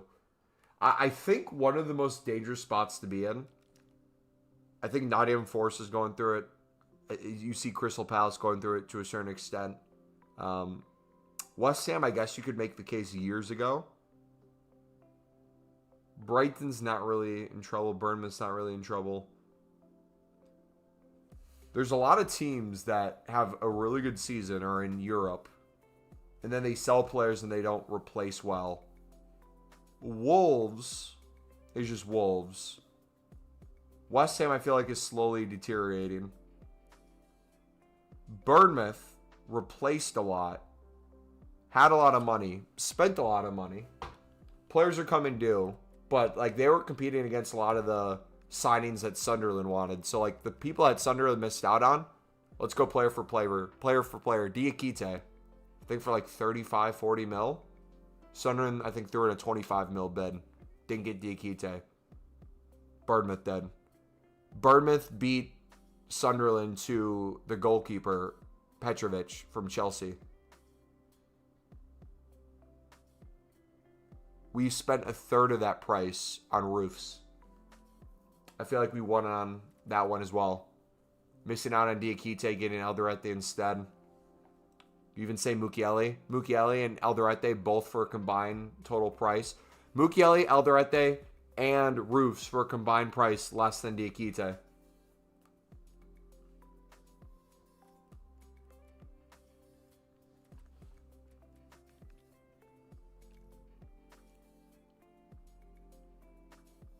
If you look at the Swiss League, it's crazy. Does find the lowest tool on tradables unassigned players get you banned on Pale Tools? I've never used it, so I'm not sure.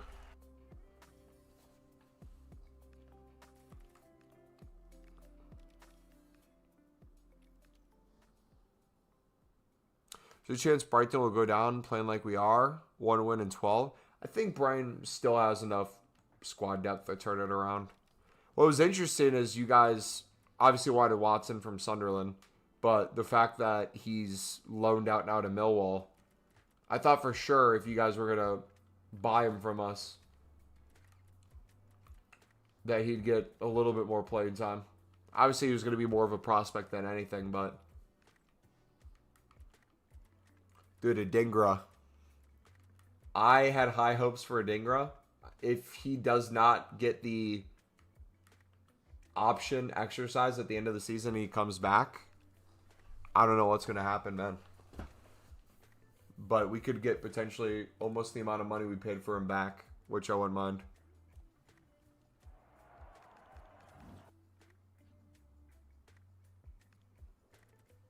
So West Ham let Edson Alvarez go. So in a few words, you get rid of your Mexicans, you get relegated. True! And you adopt Mexico as your unofficial partner, and you shine like Sunderland. True! We tweeted about Dia de los Muertos as well. We did a whole thing on it.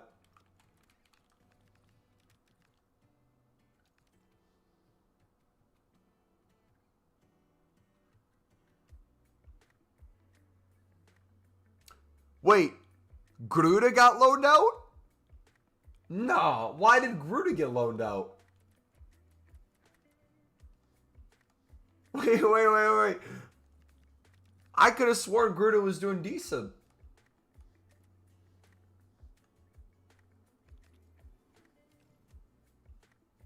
Dinger's doing what he did with us, so selfish, and he doesn't track back. He tracked back a little bit more with Sunderland, not as much as the system calls for, and that was definitely one of those.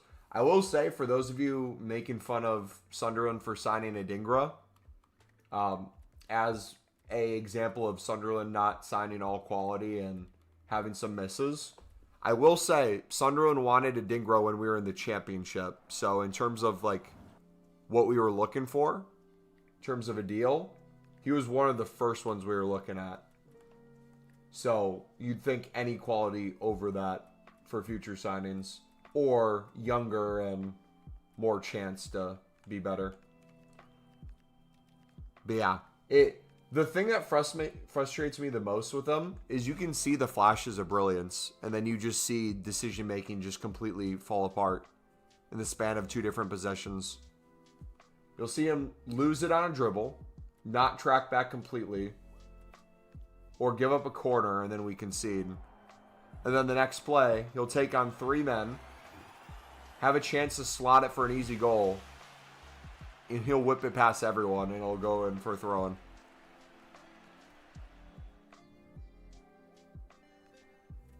Hit a vendetta against a young, hungry player. Yep, because he had an argument with her. Yes, easily top 3 player. Okay, I was going to say, I feel like he did pretty well against Sunderland.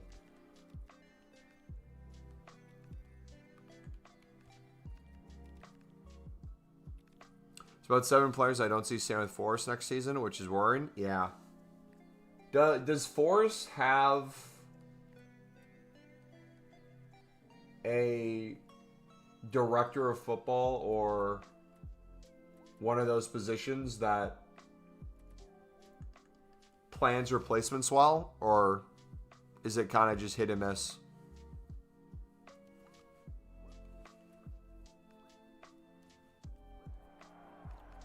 Closest to get United to the Cup, but this is how he gets treated.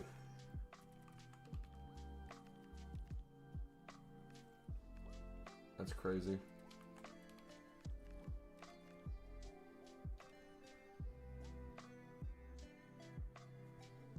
Director of football made you sack Nuno?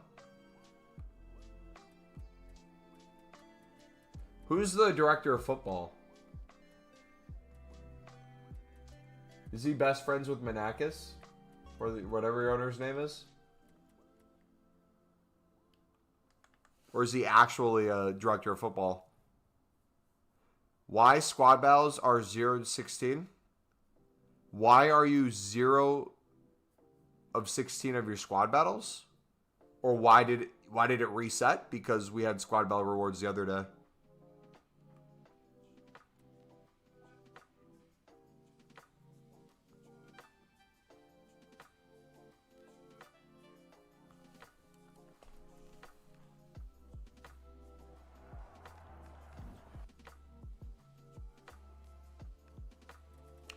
Chose him over Nuno, which was obviously a huge mistake. Yeah.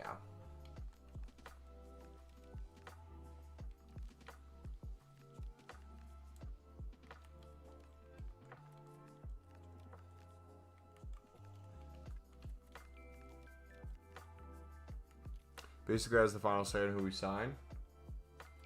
Who was it? I think it was Hull. Hull had new owners. They had Turkish billionaires take over. There's a stint at Hull when they had exclusively players bought from the Super League for like 2 windows. So really? We serious, dude? And he I guess made a statement and admitted he's his goal with the club is to have Turkish players and the Super League more well known across England.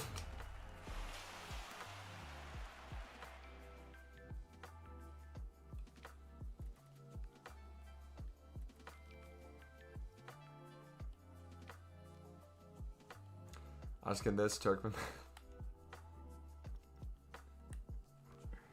Crazy time. Bristol City moving mental. Deadline day, 2 signings. 1 sold. Who'd they get? Where's Bristol even at right now? Are they in contention? Surely they are.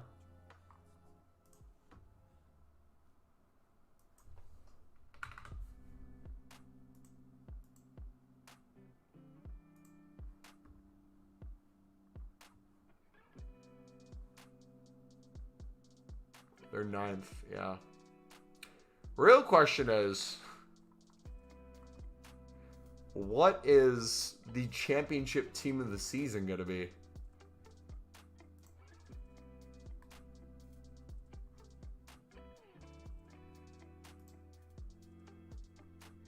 Because that's going to be crazy.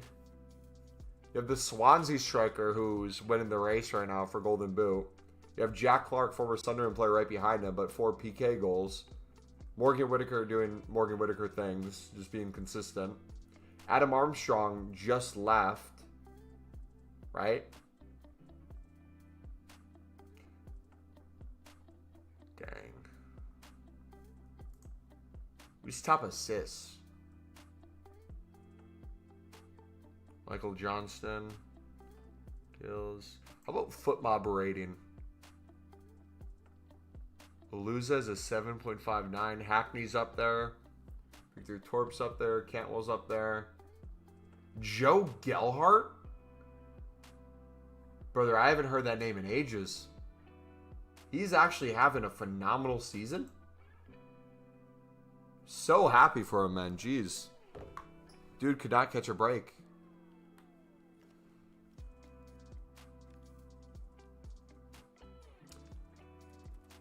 Nuno and him didn't agree on which players they wanted to play. Our director really rated Douglas Luiz. Nuno didn't. That was the start of them falling out. Yeah. Gotta let people do their jobs, especially if you hire them. Bristol just got destroyed by Derby. Someone wanted me to watch that in chat and said Bristol was supposed to do well. And then Captain America, the new Captain America, jumped and put his nutsack on the defenders for the 4th goal.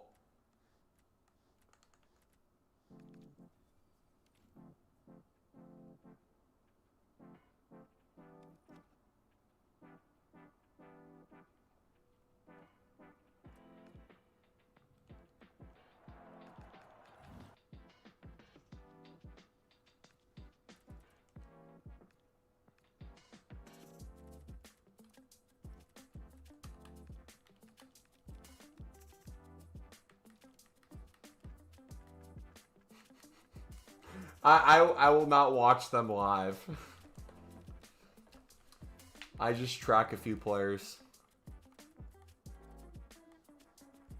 An American and a former Sunderland player. That's it.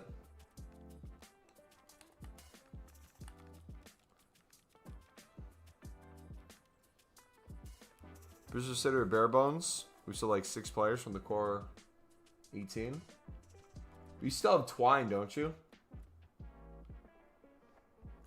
Good old Scotty.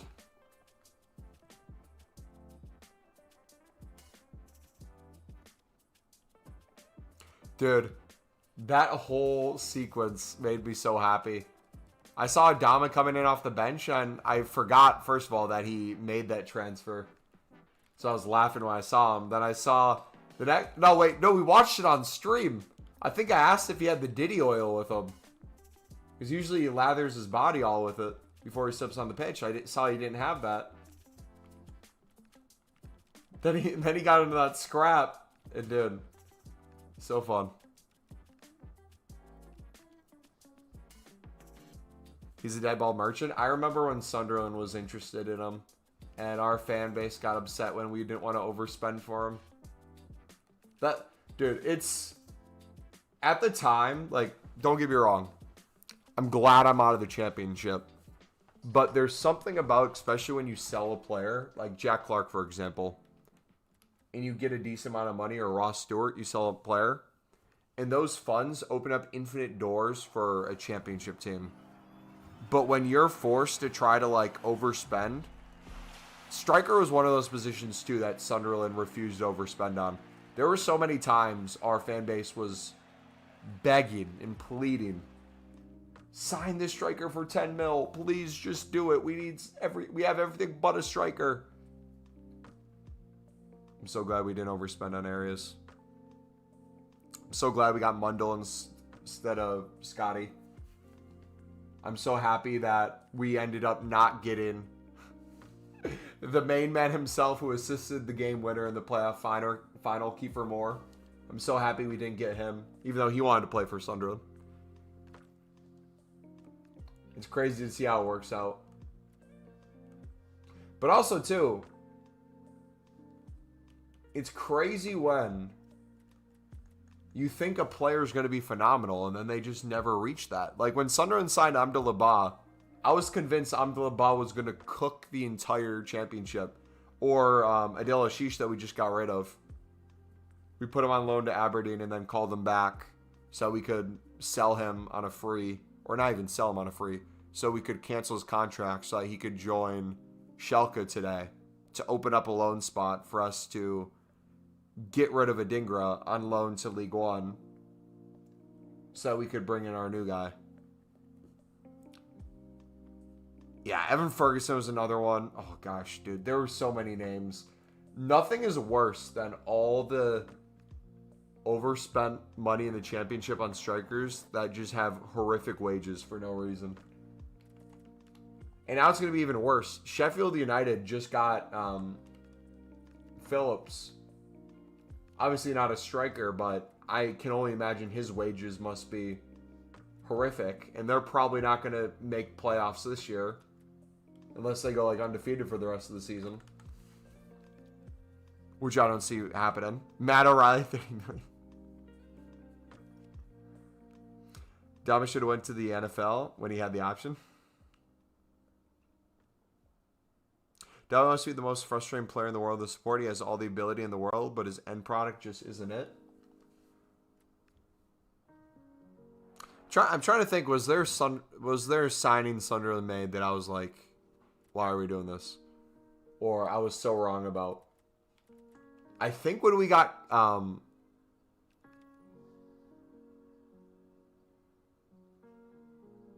who was it? Callum Styles, brother. We got Callum Styles from League One on loan. We had the option to sign him at the end of the season, the one where Sunderland, the year after we made playoffs, the second year in the championship, when we were essentially just aura farming Joe Bellingham and developing talent. Callum Styles was the worst footballer I've ever seen. And now he's on West Brom, just like chilling and having decent performances. But he was so frustrated. I do not remember Dale Stevens, no. You had him? Dude, Callum, disgraceful the things he would do with the football. Like, I strictly remember, I went over to one of my buddy's houses, and I was explaining to him how I thought Sunderland was going to do this game. It was like in February. And I'm like, we just got a guy on loan. His name's Callum Styles. I've watched his highlights. I think he could do well for Sunderland. I think he can play multiple positions. We'd have enough cover. I think we can really bring it to Swansea or whoever we're playing. And we lost like 4-0. Yeah, I was just sitting there. I'm like, oh, he turned the ball over like 10 times. Oh. Crazy price.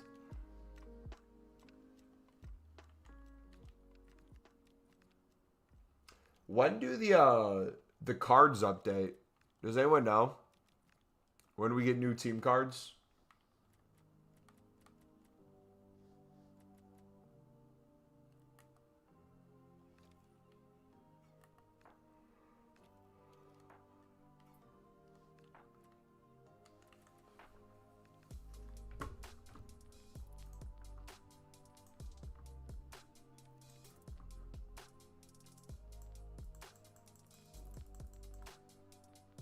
No R9 grinding? I'm not going for R9. I'll go for packs.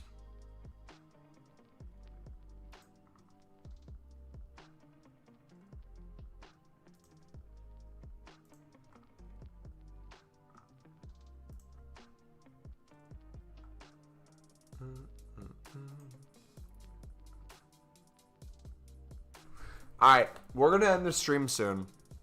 Well, let's do a one league game.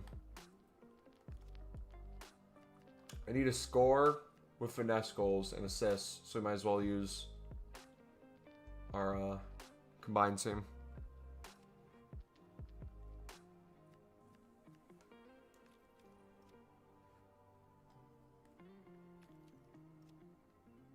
I think we have 8. 1.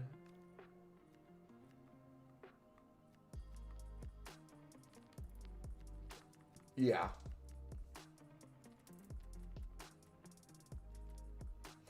I'd have Roofs in goal, but he's not first owner, sadly.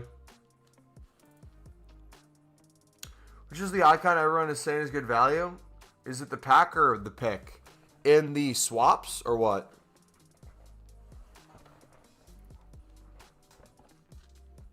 I know the icon pick that came out for SBC grinding, people have said is really good value.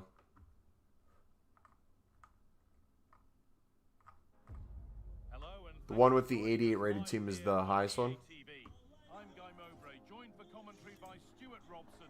And with the atmosphere building up nicely, what a match this promises to be. What are we going to get from this one?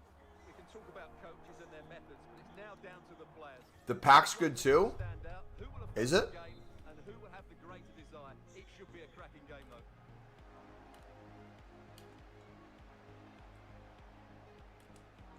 This is how the visitors start the game. Gianluigi Donnarumma is in goal. William Saliba plays alongside Matthijs de Ligt in central defence. And they're going with 2 men leading the line.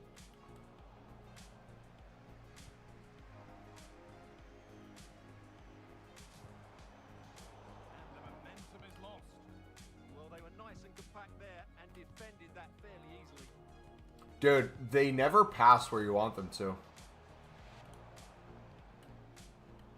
I do not miss gameplay in the slightest.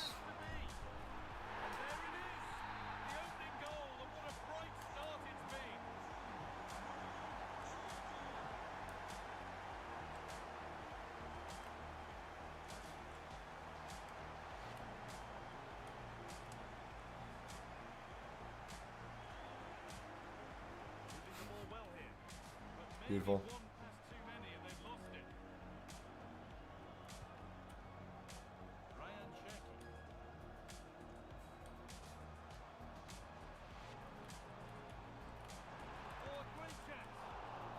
Pick is an 89 pack and an 88, so it's probably the pack then, to be fair.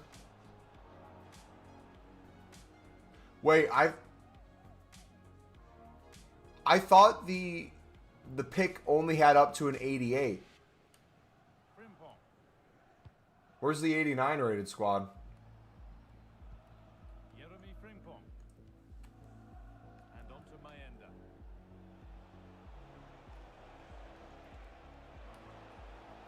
Has the space to whip it in here.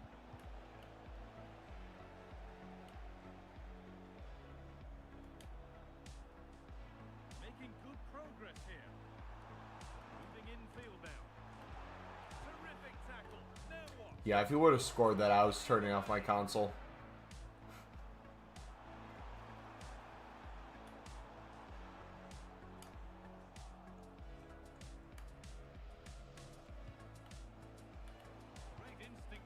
Just playing it back to Chris Rigg, but okay.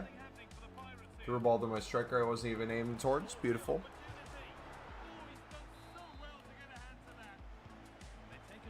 Is there actually? I'll have to look at it. I could have sworn it was just an 88 at the end.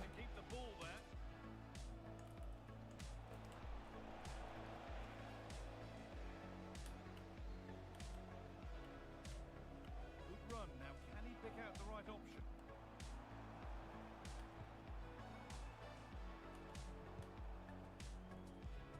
Havertz.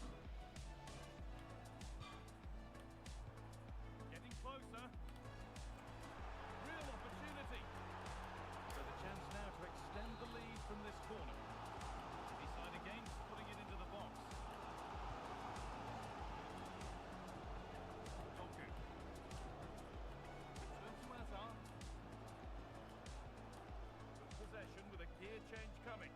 They certainly know how to keep the ball, don't they? Brother, I took a touch before I played that. Ready to intercept there. Is it registering as a first-time pass?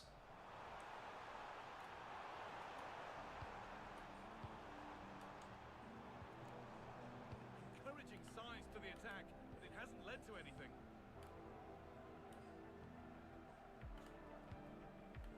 Teeing up the chance now. Someone for the team there. Bruh. That's brilliantly won. Now to go with it. And it's opened up. How was that being kept out? Well, what a reaction from the goalkeeper. Such a good save in the end. I didn't play it there again. I played out wide. And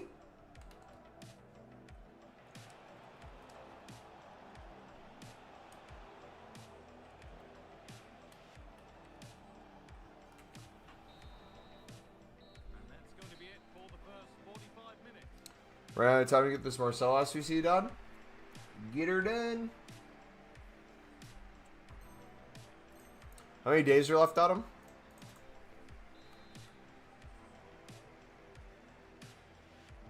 Whistle goes, and it's time for the second act.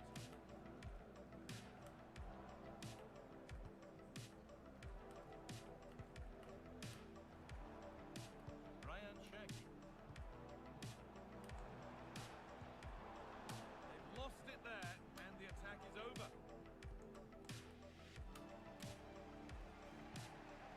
De Ligt.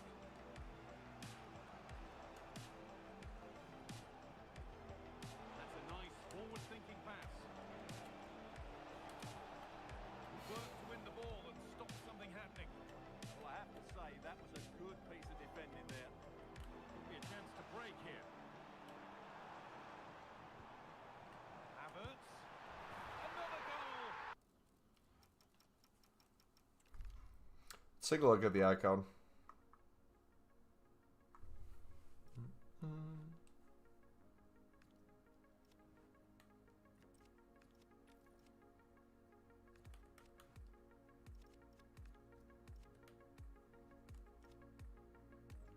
Oh, wrong area.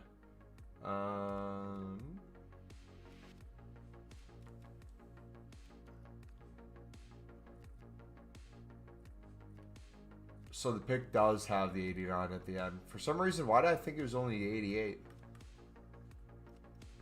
Unless that indeed was the pack. Yes, the pack is the better value.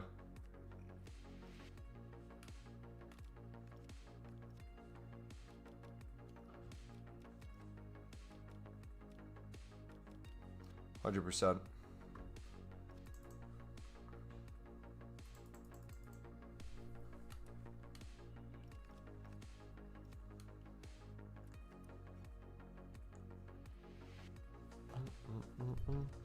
All right, boys, I'm going to go get a workout in. We'll see you guys Tuesday. Take it easy. God bless.